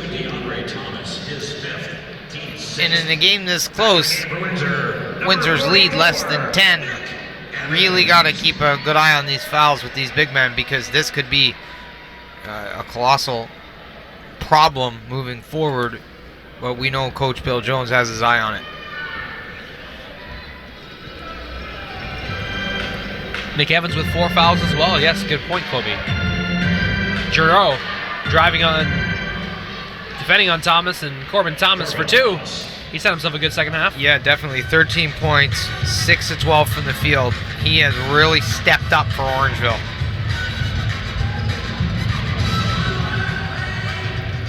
Jones at the elbow. Reverses. Gives it out to Tony Bennett. Bennett for 3. High arching shot, no good. Maurice Jones tried to get the rebound, but Johnson rips it away. Bodiford at the cup, and he scores. What a finish and adjustment in the air from Rick Bodiford. I mean, there could have almost been a foul called there. What a finish. 12 points for Rick Bodiford. Jones over to Bennett. Nick, the pass for Nick Evans behind him.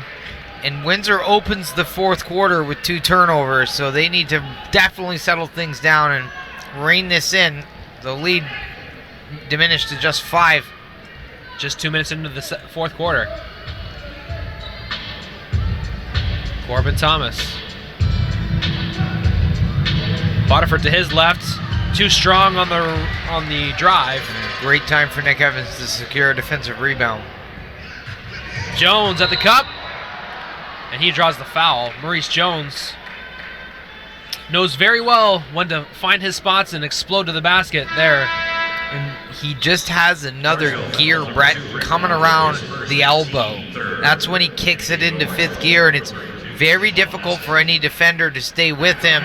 So they end up committing a foul trying to catch up, or the help defender who comes over, challenges him at the rim, tries to block the shot, and he ends up on the free throw line as he makes the first.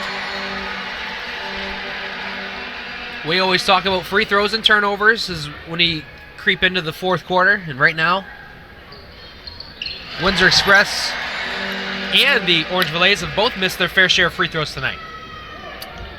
As Maurice Jones connects on 2 there. Correct. Right around 60% or just above. Typically these teams shoot around 70%, so a good point. Johnson tried to get a pass to Nastic. It ends up in the hands of Bodiford. He converts for 3. Rick Bodiford having himself one heck of a night, and that was a monster bucket for Orangeville.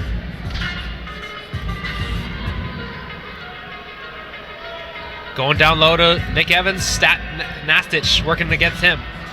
Turnaround jumper for Nick. It's good. Nick Evans with the turnaround fadeaway. 5 of 10 from the field. 10 points. Huge basket. 6-point lead for Windsor.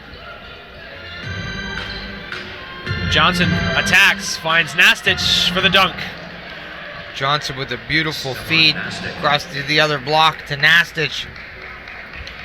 He's got himself 12 points, 5 boards.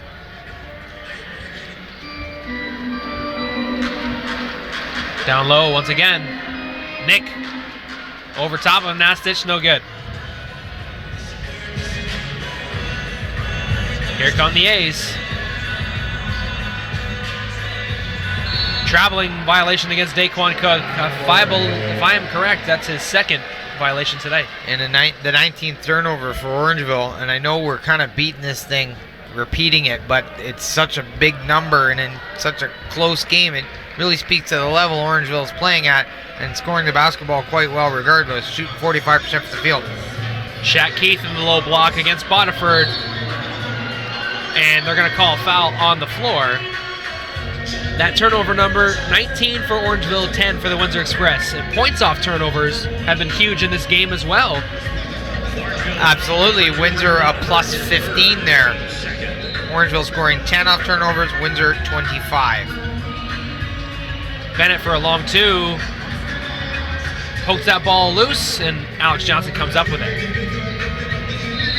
Tony Bennett with a foul there, reaching in on the cutting Daquan Cook. I'll tell you where Orangeville's been good tonight, Brett, and Windsor really needs to close things out in the fourth quarter here, and that's on the glass. Orangeville 46 rebounds to Windsor's 34, so a plus 12 on the glass, plus 4 on the O-glass. Good stats right there. Something to be mindful of moving forward. 3 subs coming in for the Express. Duncan Ward. Sorry, just 2 subs in. Duncan and Ward. Johnson to Nastich at the 3. Does he connect? He does. He does. That is scary stuff right there. Stefan Nastich with the 3-point basket. Played his collegiate ball at Stanford. And it's smooth, confident shot from the perimeter. Down low, Warren Ward. Nice assist from Nick Evans to find the cutting Ward for 2. Absolutely. Great court vision shown by Nick Evans to find Warren Ward under the basket. 7:20 to play here in the fourth quarter. Last time these two teams met, the games went to overtime. Just pointing that out there. This has been just fantastic basketball. Bodiford for 3. Oh, that one's off. But if you're Rick Bodiford, you take that shot. Absolutely. Been feeling good tonight. Had a decent look. Darren Duncan. Over the timeline for the Express.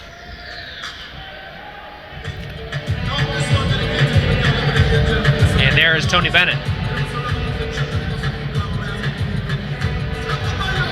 Ward is open for 3, and he's good, and he connects.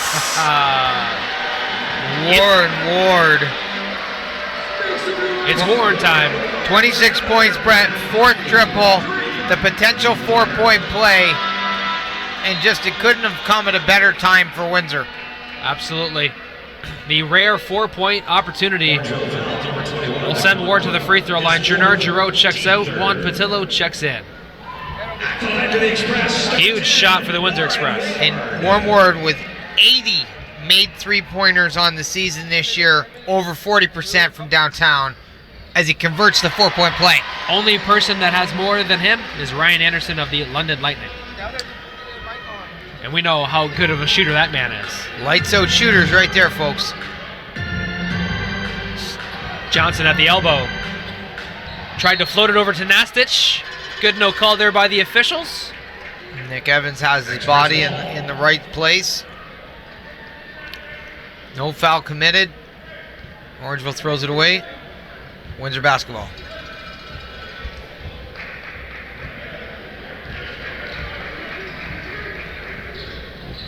Bennett on the near wing. House of Pain. Jump around. If this don't get you pumped up, I don't know what will. A cutting Tony Bennett finds Nick Evans on the baseline for 2. Tic-tac-toe for the Windsor Express. Pack it up, pack it in, let me begin. Larry Anderson to Corbin Thomas, mishandles it, collects himself, and blocked by Nick Evans. A little bit of hot potato for the Orangeville A's, and Nick Evans makes the most of it. Warren Ward for 3. That's off, but rebounded by Tony Bennett. Finds Ward. They're riding the hot hand now. They know who's got it. Windsor extending the lead to 9 with just about 5:38 left in the fourth quarter. Duncan on Nastich, over to Patillo on the opposite elbow. It doesn't fall. Orangeville really needs a basket here, Brett. Windsor up by 9, 5.5 to go in the fourth. Johnson, and he can't get it to fall. Bodiford down low, hit the deck, and Patillo the other way. Yeah, we had 3 or 4 black and red jerseys trailing, so the foul definitely needed to be committed, but Juan Patillo, solid free throw shooter. And that will prompt a timeout on the floor with 5:17 left here in the fourth quarter. Windsor up by 9, looking to make it more with Darren Duncan. Don't know if we're going to do the technical free throw before or after the break. And it will be after the break. We'll be back here on Knoxstrom.tv's presentation of Windsor Express Basketball.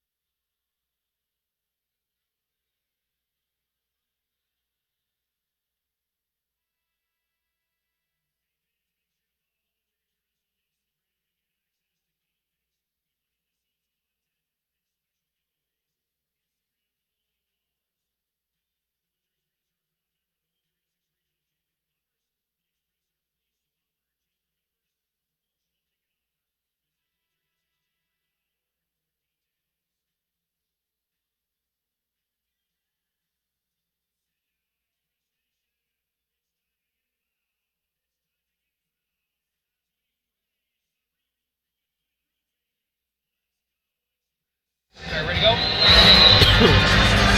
Welcome back, folks. Windsor Express fourth quarter basketball is brought to you by DC Basement Waterproofing and Concrete Raising. That's Juan Patillo at the free throw line. This will prompt Darren Duncan to come up and shoot the technical free throw, which was, I believe, assessed to Rick Bodiford. And a terrible time for that to happen if you're Orangeville. I mean, on any way you slice it, putting Darren Duncan on the free throw line is not a good idea. Yeah. At this point in the game, up by 10, with Windsor up by 10. And he converts. 11-point lead for the Windsor Express with 5:17 to go. And now it will be Windsor basketball. Chance to extend the lead.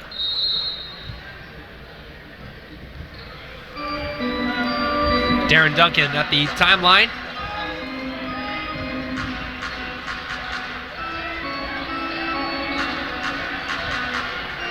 Here's Juan Patillo. Duncan at the elbow in the corner for a Nick Evans three. Oh, that was off the mark. Orangeville looking for some points. Just a little out of Nick's range there. I thought he was going to hit it.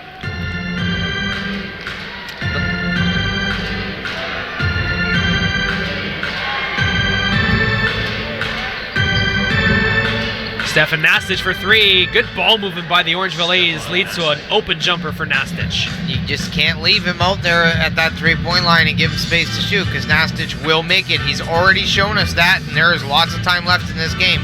Good play design and nice execution by the Orangeville A's. Turnover. Corbin Thomas over to Anthony Harris. To Nastich. Blocked. No. Late call by... That one's going to go against Nick Evans, I believe. No, that one's going to go against Nick. Sorry. Not Nick. That one's going to go against Juan Patillo. And that was Juan Patillo's third personal. Juan Patillo, his third, team third. So a good opportunity for Juan to get that foul. I think you gotta there, Brett. Can't give Nastich 2 points at the rim that easy, although he is 2 of 2 from the free throw line. Well, and Juan Patillo adds the T, so now the momentum can swing back into Orangeville's favor now, as Nastich will have 2, and then a technical free throw. Crazy, it was 11, I believe, and Windsor had the ball. And just like that, less than 5 minutes left, Nastich will make, and look at the turn of events that has taken place. So Coach Lasovsky decides to let Nastich shoot the third. Oh. Comes up empty on the third free throw, but it will be Orangeville ball on the near sideline here. Right next to the official, Paul Carter. And just a 2-possession game with 4:10 left in the fourth final frame. Yeah, I'm definitely into this one. 4 to go. It's anyone's game here on Knoxroom.tv. Thanks for tuning in. Brett Hedges and Kobe K on the call for you this evening.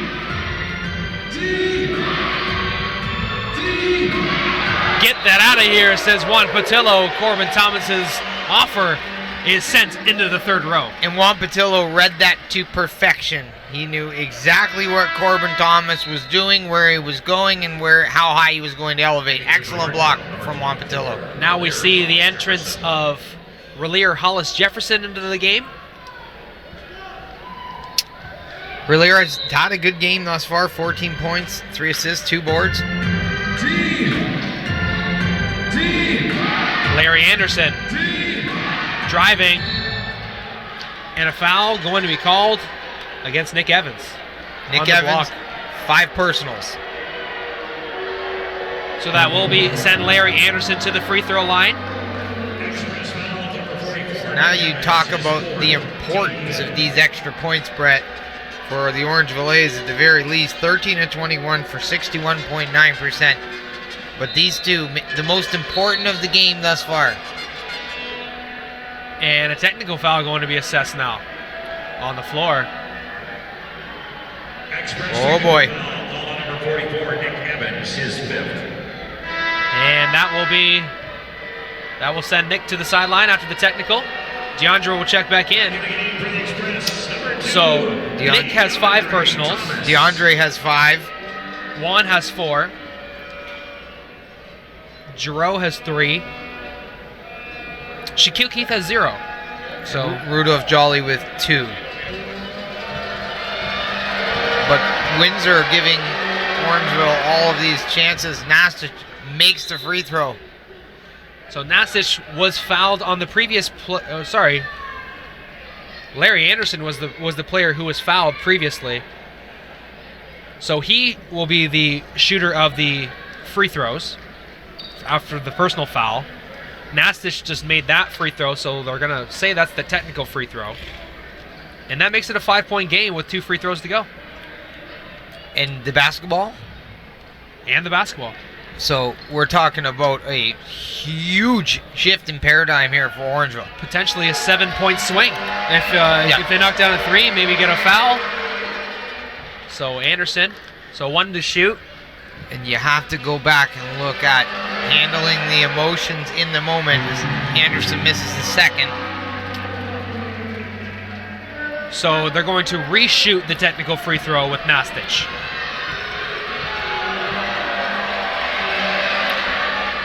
And he misses. So 0 for 2 on technicals for Nastich. 1 for 2 for Anderson. So the Express come out of that one pretty unscathed. Yeah, fairly lucky to some degree. And then when it's all said and done, it'll be interesting to come back and look at those free throws and whether or not they will impact the final score. We spoke in the pregame about how free throws and turnovers, we always look towards those in the fourth quarter. But this possession, the most important so far. Anthony Harris, 10 to shoot. Corbin Thomas, blocked by DeAndre Thomas, tipped in by Nastich. Yeah. Corbin Thomas did a good job maintaining his composure and keeping that ball alive. Nastich finishing at the rim. 3-point game. Unbelievable. Alex said it right next to us at around the 5-minute mark. He said lots of time. DeAndre Thomas working against Nastich. Moving those big shoulders. Turnin scoring at the cup the hard way. And the Express go to their leader, one of the leaders anyway, DeAndre Thomas, when they need him the most. Tough 2 points. Anderson on the drive. Earlier, Hollis Jefferson to Anderson. And a blocking foul going to be called against Warren Ward. Tried to get a call on the perimeter there. Ward going to get caught. 2 for Warren Ward, but free throws coming. Express foul number 10, Warren Ward, his second.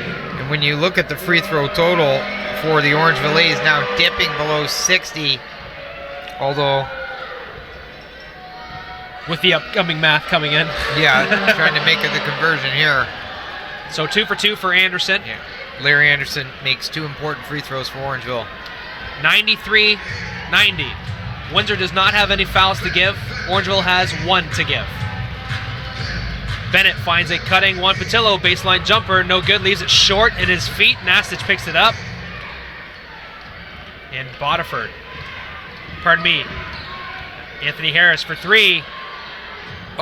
Tie game. 2:15 to go. Boy. 93 up.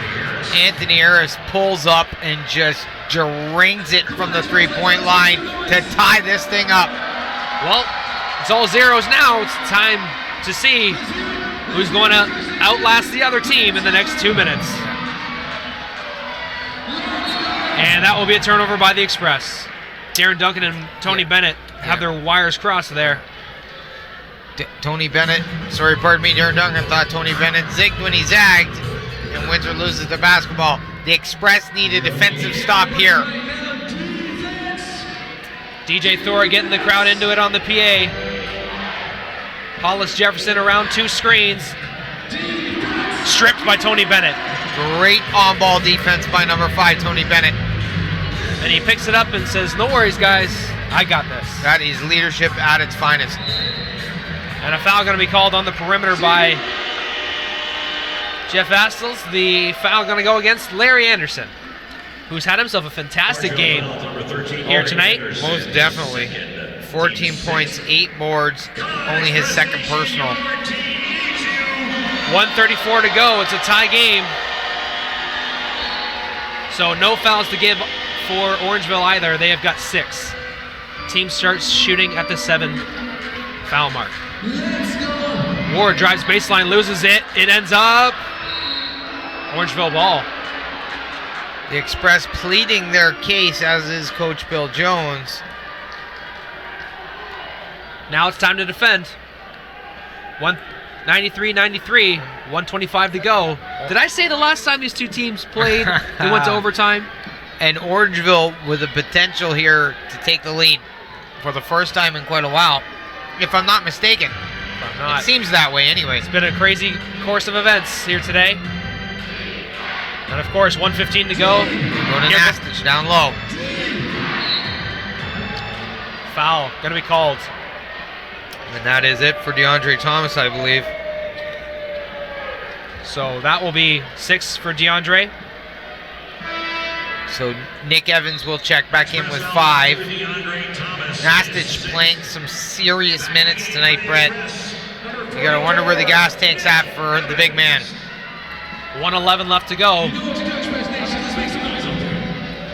Stephon Nastich, 22.7 boards. The Express fans trying to do their part. And Nastich knocks it down with ease. Yeah, like a professional. 5-7 from the free throw line.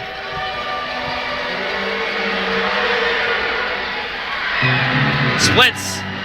So that gives the opportunity for the Express to take a lead on a made basket here. Yeah, for the excitement value, that couldn't have gone any better, let me tell you. Duncan driving. 2-1. Juan at the elbow. Beautiful. That one's blocked by Nastich. So he's only got 5 seconds to shoot. 50 seconds in the game. And timeout's going to be called by Bill Jones.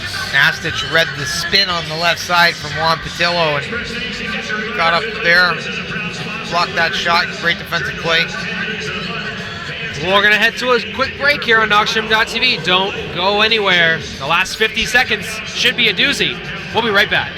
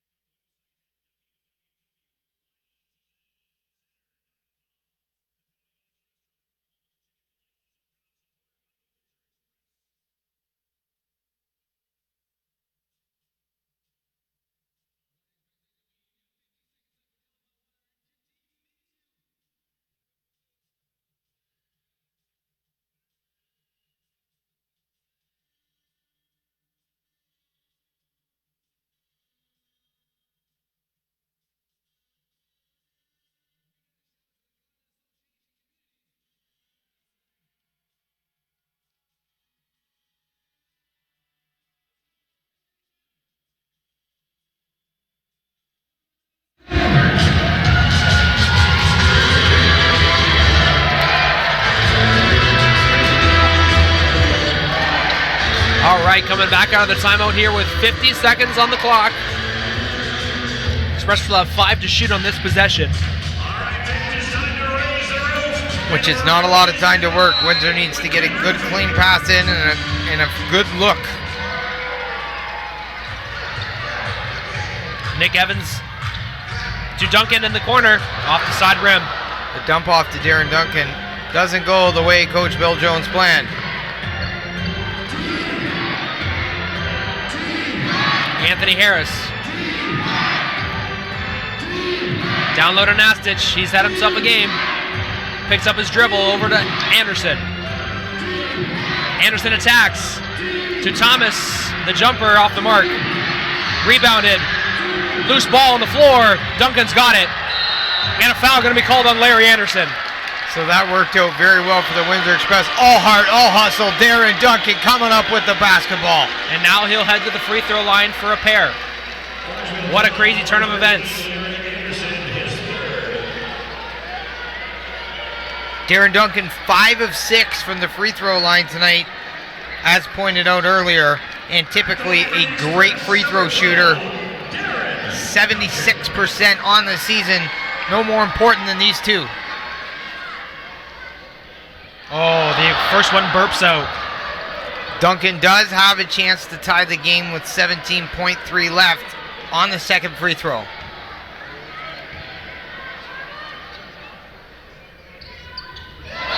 Burps out. And they're going to say it was an early entry. So, wow, so Darren Duncan got bailed out there. yeah, uncharacteristic for number 12, but it does happen. But like you said, Brett, another opportunity to right the ship. His third shot is good. Ties the game at 94. And everything works out in the favor of the Windsor Express there. Coach Jones breathing a sigh of relief. 94 up, here with 17.3 seconds to go. We're not going to go anywhere. Me and you are going to talk basketball, my friend. Oh yeah, we're we're on our feet up here in the media suite, absolutely marveling over the game that's taken place here at the WFCU Center tonight. Absolutely. So let's set the table a little bit. So after the made free throw, the timeout will either advance the ball past the half-court mark, or it will be on the baseline. So either way, Orangeville's got to first get a clean inbound, and they got to drain off some clock. 17 seconds is a lot of time in basketball, of course. And who you got to look to, you think, for a bucket? You don't need a three. You just need one bucket. Well, I think there could be a variety of options here for the Orangeville A's, but Stephon Nastich has done a great job down low. And I think if you can find the right look down there, get some clear out, move out some defenders, and he can get a quality look under the basket, you give him that shot. But Larry Anderson has done a great job at the rack as well. For me, I'd say you got to give it to Relier Hollis Jefferson. He's probably the most skilled offensive player you have. And you got to give it to the finisher. Absolutely. There's no way it can snark at that option or opportunity with Relier Hollis Jefferson, I apologize, and his 20 points per game. Let's see how it goes on the inbound. That ball's poked away by Tony Bennett. Poked away again, and a foul going to be called against Tony. So the tenacious on-ball defensive Tony Bennett will put Jefferson at the free throw line. So he will go to the line for 2 tonight.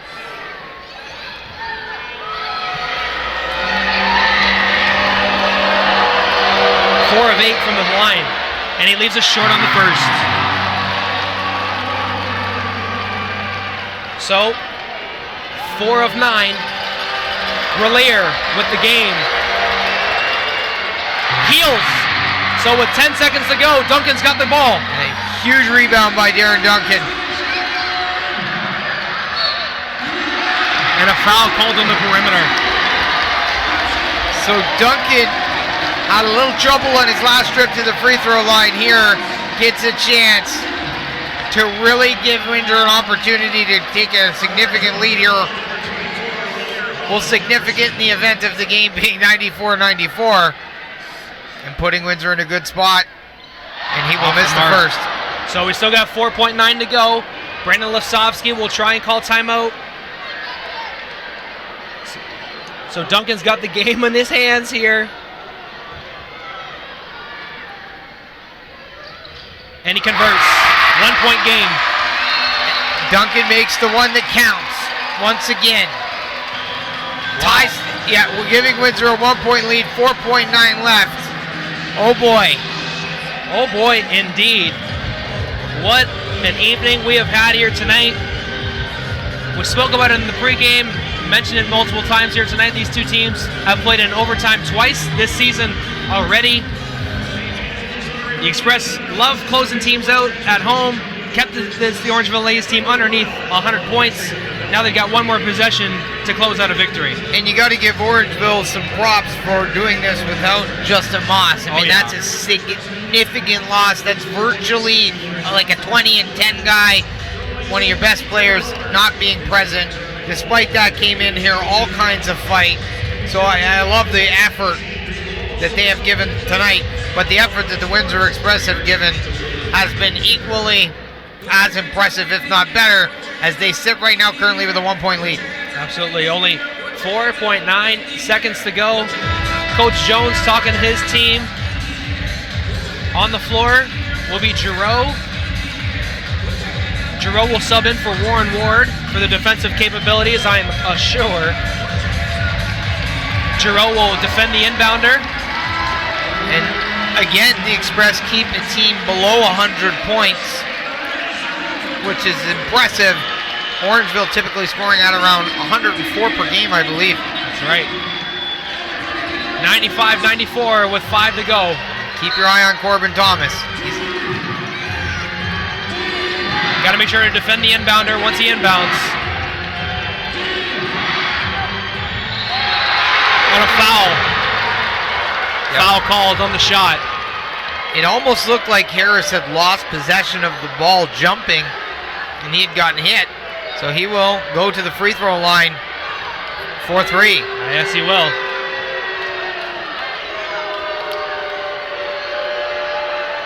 Coach Bill Jones upset. And interesting, Harris has not been to the charity stripe tonight. He is 2 of 6 in the field, 2 of 3 from downtown. He's got 8 assists, 7 boards, 6 points.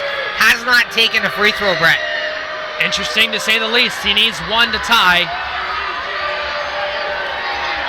And the Express fans are trying to help their boys out. And he converts on the first. So it is a tie game. 2 free throws left. 1.6 on the clock.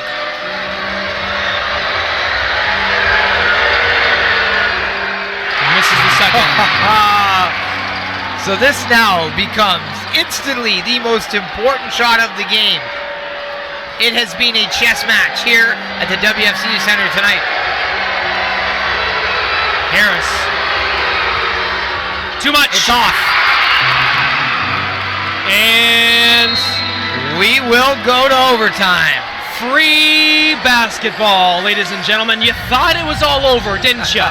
You thought you were going to go home. You thought you were going to be able to take a bathroom break. But no, we're coming back for 5 more minutes.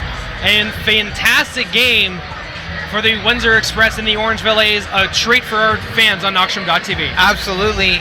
And Darren Duncan got it done when it counted most for the Windsor Express. I couldn't ask for any more tonight here at the WFCU Center. What a game, Brett. Absolutely. We got 5 more minutes to play. The last 2 times these two teams played, it was in Orangeville and in overtime. This time, the Windsor Express will have home court advantage in this situation. So it's been a dogfight, and it's definitely anybody's game. As we mentioned in the pregame, Windsor looks to get to 500. Orangeville not too far behind them, though, Brett. Windsor just with another game on top, so this is a big divisional game for the Central as we move towards the playoffs. Absolutely, and we spoke about it earlier today. This is the first of 7 games in 11 days for the Windsor Express, so I'm sure that overtime was not in the forecast with 2 games coming up on Friday and Saturday. Absolutely, and I mean, they're going to be battered and bruised, but that is the grind of this schedule and this league. And they've been through worse times. They had a tough go when they opened the season with that particular schedule. And like you said, this big road trip coming up where they will go out east and then come home and play London. All right. 48 minutes of ball was not enough. So we're going to have 5 more. Our leading scorer throughout regulation is Warren Ward, so maybe he'd be someone to maybe lean on in overtime for the Express. 11-17, 4-8 from downtown, 1-1 from the free throw line, 27 big points, but none bigger than the 2 crossovers on the left side. That was highlight reel stuff if I've ever seen it. Absolutely. We're just a few moments away from the beginning of overtime here at the WFCU Center. The first time we've gone in overtime here in 2016-2017. So really exciting. We're kicking off the rust for ourselves here. Yeah, on a personal fan level, this has been my favorite game of the season. Couldn't agree with you more. It's been fantastic. On Tecumseh night, no less. The Tecumseh Express rocking those jerseys. Opening possession of overtime. Here come the Express. Darren Duncan. Fouls carry over, folks. Just letting you know. So on each subsequent foul, we will be shooting. Turnover. Darren Duncan. Nice job by Larry Anderson to get that one. Harris, who missed 2 the last 3 free throws to send this game into overtime. He travels. Duncan opens with a turnover. Harris turns the ball over. Windsor gets a break. They won't give up any points off turnovers here, and they have possession. Time to settle things down. Duncan with a double-double right now, 10 points, 11 dimes. And a great crowd here tonight at the WFCU Center getting to witness this game. High screen set for Warren Ward. Finds a cutting Juan Patillo. He's on the baseline. Corbin defending him, and he knocks the ball away. 1 second to go on the shot clock there. So good job by Corbin Thomas to knock that ball away. Yeah, Corbin Thomas playing some solid defense there on Juan Patillo. Like you said, Brett, 1 to shoot. Check for the alley-oop play at the buzzer. And Darren Duncan with the offensive rebound. So a huge possession for the Windsor Express there in the opening minute of overtime. Unbelievable. A tick to shoot. They get it off. Then the offensive rebound, the kick out, and the reset. Rising and shooting. Darren Duncan had his shot blocked. So Relier Hollis Jefferson hands it over to Anthony Harris.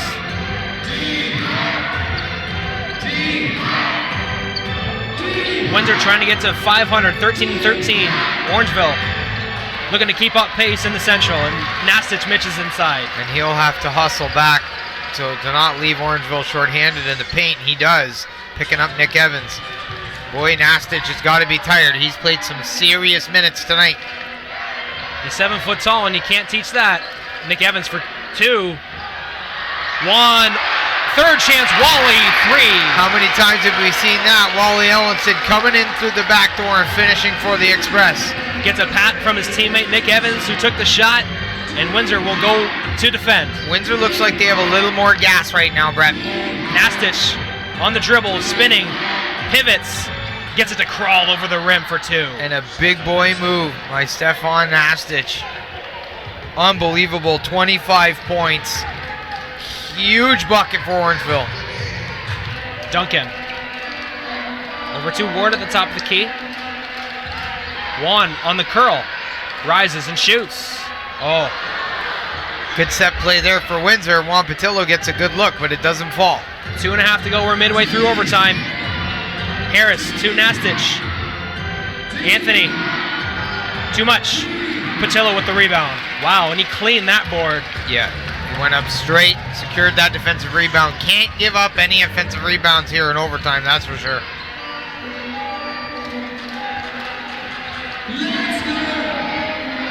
Duncan tried to get a high screen set. He's going to get it reset. Gets around Patillo to his left. Darren Duncan drives. And they're going to say he stepped out of bounds on the baseline. 97 up, 2:01 to go here in overtime. Interesting. Relier was playing under the basket and kind of left Wally Ellenson over in the corner. I think that was where the basketball was headed, but Orangeville will take possession. Harris.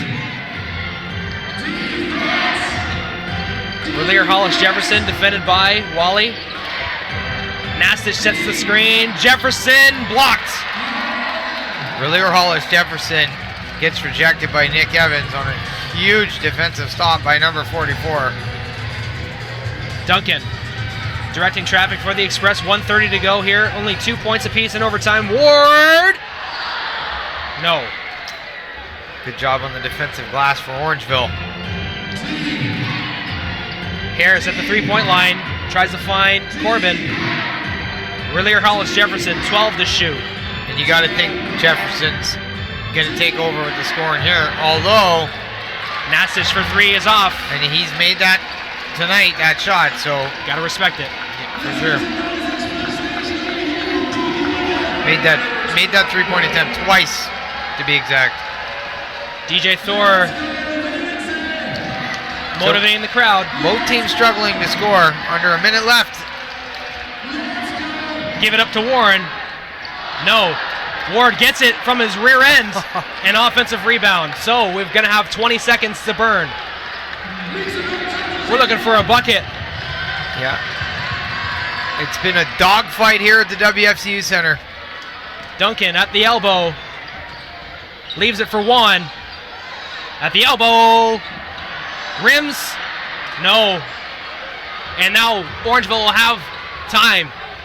They will have last possession of overtime. 97 points apiece. Will the Windsor Express defense hold? That is the question. Harris at the elbow. Spins to Nastich. No. Interesting, a lot of contact with Nick Evans and Nastich at the three-point line. Maybe could have been a foul there, but it doesn't get called. Kids are hugging in the stands. Everyone loving this game. Unbelievable stuff. 97 up. And we haven't gone to double overtime since season 1 of the Windsor Express in game 4 of the National Basketball League of Canada semifinal against the then Summerside Storm. So it's been a while, Kobe. It's about gas tank right now in Hart, Brett. Both teams only scoring 2 points in that quarter. But I'll tell you what, each team respectively did a great job on the glass, not giving up any old boards. Great defense played. Teams got some good looks. Shots list not falling. These guys are playing on empty right now. The heart shown, unbelievable. Absolutely. Might look towards some of their benches late in the right in the 6th quarter, I should say. But I think you absolutely have to. You got to go in with some guys that maybe, even if they get you one bucket within the 5 minutes, Right. they can help you out. So When looking at the bench scoring, Orangeville with 23, Windsor with 28. But it'll be interesting to get a look at Stefan Nastich final minutes when this thing is all said and done. Oh, yeah. And Relier Hollis Jefferson has logged heavy minutes as well, along with Darren Duncan, as always. But we have many Express players in foul trouble, and we need to remember that. Absolutely. Certainly, if you're watching or listening. DeAndre Thomas is fouled out of the game, so he is no longer available. And Nick Evans is playing with 5. So on this opening possession, if I'm the Orangeville A's, I'm going right after Nick. That's exactly what I would do. Nastich with just 2 personal fouls. He's back on the court. Boy, he's going to appreciate the ice bath tonight, that's for sure. Probably won't appreciate the long trip back to Orangeville, though, I'll tell you that. Corbin Thomas on the inbound. All right. Both of these teams will look for some offensive efficiency here. Double OT, and there's Nastich. And there's going to be a foul in the opening possession. It stops Nastich from an easy 2 points at the rim, but was it Nick Evans that committed it? No, it will Juan Patillo? Juan Patillo. Both players went in for the double team. Nastich 5 of 8 from the free throw line, makes the first. He's had himself one heck of a game. Down low, the big man. He converts. How about that? Double overtime, makes both his free throws. Tony Bennett. You got to look out for him. He might get it going for the Express here in the 6th quarter. Kicks it back out. Darren Duncan down low to Tony Bennett. Oh, he can't convert down low. Bennett's been quiet on the offensive end. He might erupt here. Anthony Harris.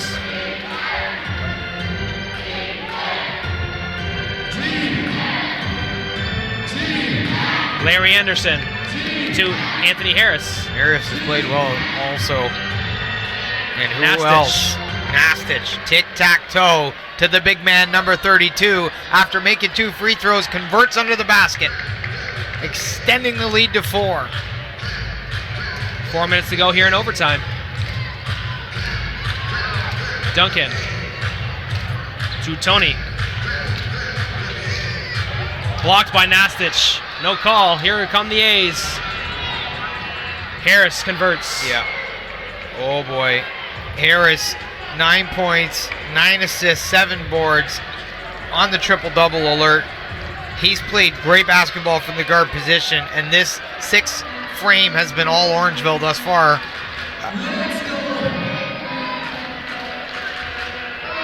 Windsor needs a shot. They have not scored yet. And Nick Evans gets him into it with a baseline jumper. Number 44 steps up from his sweet spot, gets Windsor 2 points. Harris. Over to Relier Hollis Jefferson. 2:58 to go. Corbin Thomas. Beautiful little floater up over Juan Patillo. And that will extend Orangeville's lead back to 6 points. And Steph Nastich has some blood on him, so he has to check out. So with 2:51, now this would be the time for Windsor to try and exploit everything in the middle. Absolutely, and if they're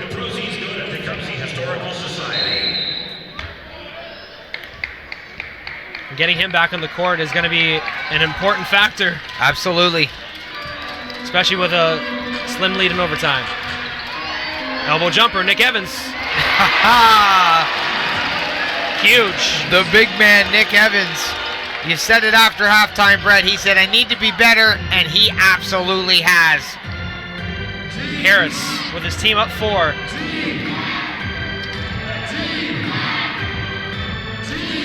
Nastich will check back into the game on the next possession. Anderson, wow, it doesn't go over half court. Harris steps into a 3, Unbelievable. and that might be the dagger. Yeah. Almost a violation, and it ends up getting Harris a good look. Very strange how that played out. 2 minutes to go. A cutting Tony Bennett for 2, 108-103. Time to play some D. Yeah. Windsor getting 2 points on the baseline.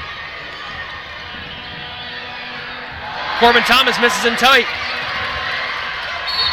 And stepping out of bounds is Darren Duncan, says the official. Unfortunate, number 12, Darren Duncan on the fly. How about that 3-point basket by Anthony Harris? Huge. And just clutch. I mean, that's a big-time shot from a big-time player. Maurice Jones will check in for Darren Duncan. What a fight. What a war this has been. Not over yet, 108-103.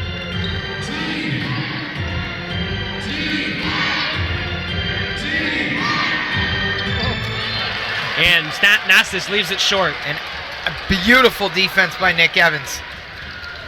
Maurice Jones. Nick. And Patillo finishes. And Nick goes back to the same spot. Juan Patillo cleans things up. Like you said, Brett, it isn't over yet. 108-105 with 1:22 to go. The Express looking to cause a turnover, maybe just have a good defensive possession, get themselves the basketball back, and they're back in business. Hey, they have capable three-point shooters on the team if they choose to go that road from a defensive stop. Let's not forget, number 10, Warren Ward, has made 4 threes in this game. 1:22 left to play. So I believe at this point it is all about defense. Couldn't agree with you more. Probably 2 very different conversations going on in each huddle, but probably revolving around the same subjects, just trying to close out this game. Yeah, Orangeville, multiple scores in double digits. Corbin Thomas, 15 points. Stephon Nastich, 29. Relier Hollis Jefferson 14, Larry Anderson 14, Anthony Harris 12, including the big triple. Rick Bodiford, who got him going early, 15. And for the Express, Juan Patillo, big double-double, Brett, 15 and 15. Warren Ward 27, Maurice Jones 10 points, Darren Duncan 10 points, 12 dimes. He's a double-double. And of course, Nick Evans, who has been the best player for Windsor in the 6th frame here with 16 points and 5 boards. Now it's time to defend if you're the Windsor Express. The Orangeville A's up by 3, 108-122. Thank you so much for tuning in live on Knoxroom.tv, folks. It's been a pleasure. And look who's on the floor, my man Maurice Jones. Harris with Jones on him. Nastich sets the high screen, rolling, and he slams it down. Nastich with his most emphatic bucket of the game. So it's the pick and roll of Harris and Nastich that do it for the Orangeville A's. Beautiful play. High screen. No, Jones is going to his right. Ward's open for 3. Boom. Huge. 110-108. It's not over yet. We mentioned Warren Ward's name. He was 4-10. They called on him once again, and boy, did he carried. deliver. Anthony Harris just carried the basketball. And it's going to be a jump ball, and it's going to be Windsor Express ball. So despite the miscarry, like you said, Windsor will come up with the basketball, down by 2, 50 seconds left, and the saga continues. My apologies for raising my voice there. Great on-ball defense by Maurice Jones, causing that, I guess you could call it a turnover after the tie-up. Absolutely 110% the on-ball defense of Maurice Jones creating the turnover. Jamison Tipping and Brandon Lasovsky cheering on the Orangeville A's from their bench.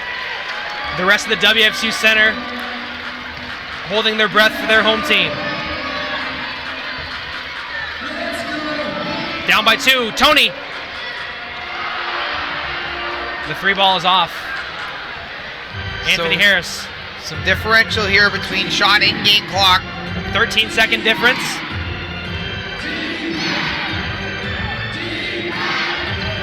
Windsor needs to stop. Harris has 6 seconds. Finding Nastich, he turns it over. It's going the other way. And a great defensive play from Juan Patillo, who seen where that ball was being thread off the bounce pass. What a game. So Windsor, with 16.5 to go, will have possession. Coach Jones has called timeout. And even the man himself, Alejandro, is standing at attention. The WFCU Center is on their feet. For those addicted to drama, for those addicted to the basketball that comes in the WFCU Center, it's been a fun ride here. We haven't had double overtime in WFCU Center in 4 years, Alex. This might be game of the year for the NBLC. I don't know. We'll have to wait and see. There's lots of season left, but it has been a doozy, Brett. Absolutely. Multiple players hitting highlight reel shots. Oddly Stevenson is going to have a tough time chopping this game up. He's going to be on that computer quite a while. Oh, I feel bad for him, but I don't feel bad for these fans. Here, they've got themselves quite a treat on Tecumseh night here at the WFCU Center with only 16 to go. And this is the kind of game that where a team can turn a corner. Yep. If Windsor gets out of here with the W, let's say hypothetically they do, they make it to 500 and they head on the road after winning a dogfight like this with this new core and all of the players playing the way they are, boy, would they be in good shape. Or let's look at the other side of the coin for the Orangeville A's, who are 1-5 in their last 6, to come into somebody else's house and beat the best Windsor Express team possible. Boy, would that be huge. Couldn't have said it better myself, setting the table for both the Orangeville A's and the Windsor Express. We'll see how the table gets set here as we go towards the end of our second overtime. It's been a blast here, and Maurice Jones will inbound for the Express. Bennett, Ward, Duncan, Patillo. Duncan at the helm, 16 to go. Don't want to go too early. Ward, he's open. They still got 3 seconds. They got 4. They got over. Tony Bennett with the basketball. He'll run the clock out. It's over, folks. That man right there. Warren Ward!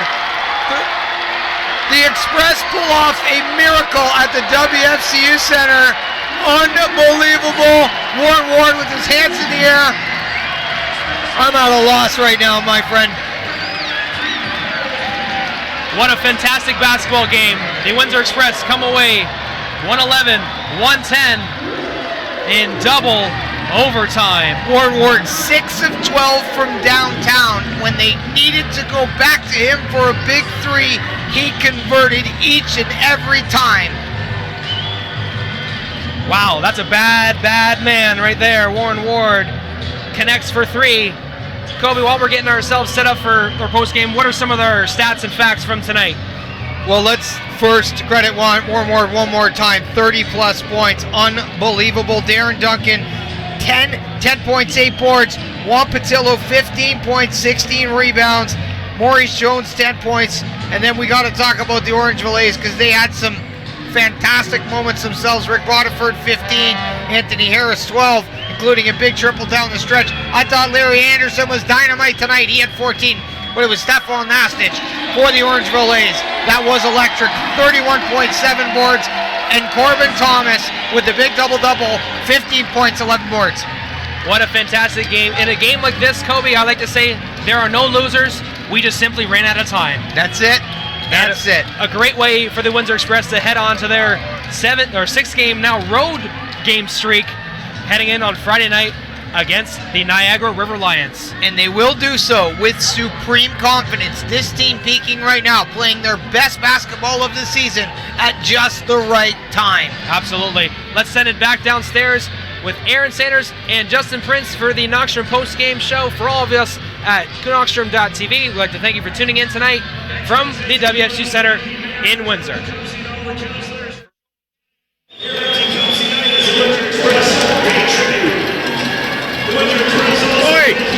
My heart, guys, that's my heart. And that's what everybody's heart was going through in the WFCU Center.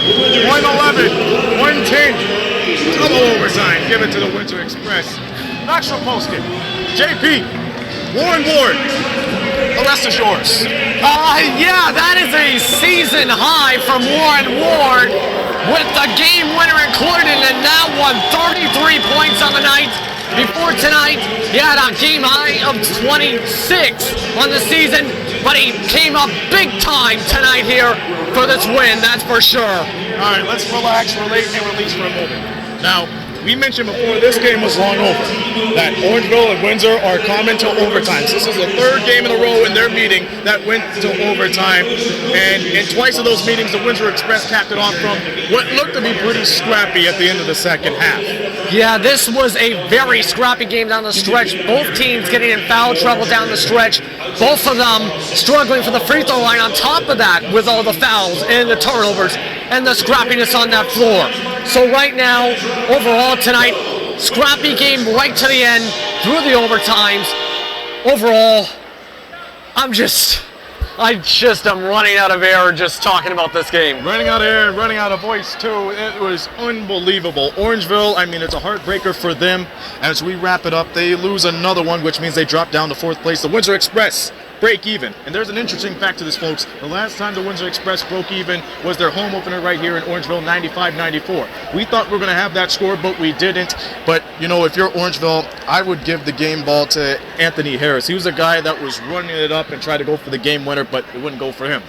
Yes, he had a good game overall. Anthony Harris, 12 points as well as 10 rebounds, 10 assists, for the double-double. Mm-hmm. But a big one also, player for the Orangeville A's tonight, definitely was Stefan Nastich with 31.7 rebounds.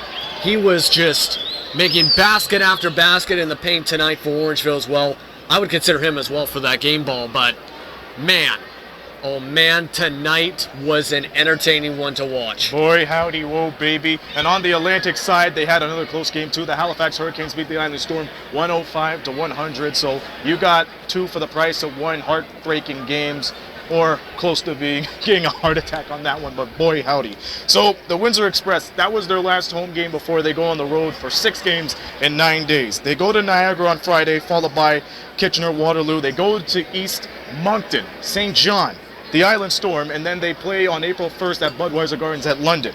Next time we see you folks, it's going to be a big game. Next Saturday against the London Lightning. We'll see you at Budweiser Gardens. But the next time the Windsor Express have a home game here, April 5th against Niagara, which I should add incidentally is a Knockstrom doublecade. The Lightning play at home on that same day they play the Cape Breton Highlanders. So either way, we will see you around April 1st. But now it's time for us to save our voices and collect our breath, because the Windsor Express finished off and won a doozy in double overtime. 111-110 the final. Thank you guys for watching. It was a great game to boot. We'll see you down the road next week. Okay, this has been a presentation of Knockstrom Digital Media, producing the media excellence in Southern Ontario. For retired JP Justin Prince, this is a very exhausted Aaron Sanders saying so long from the Rose City.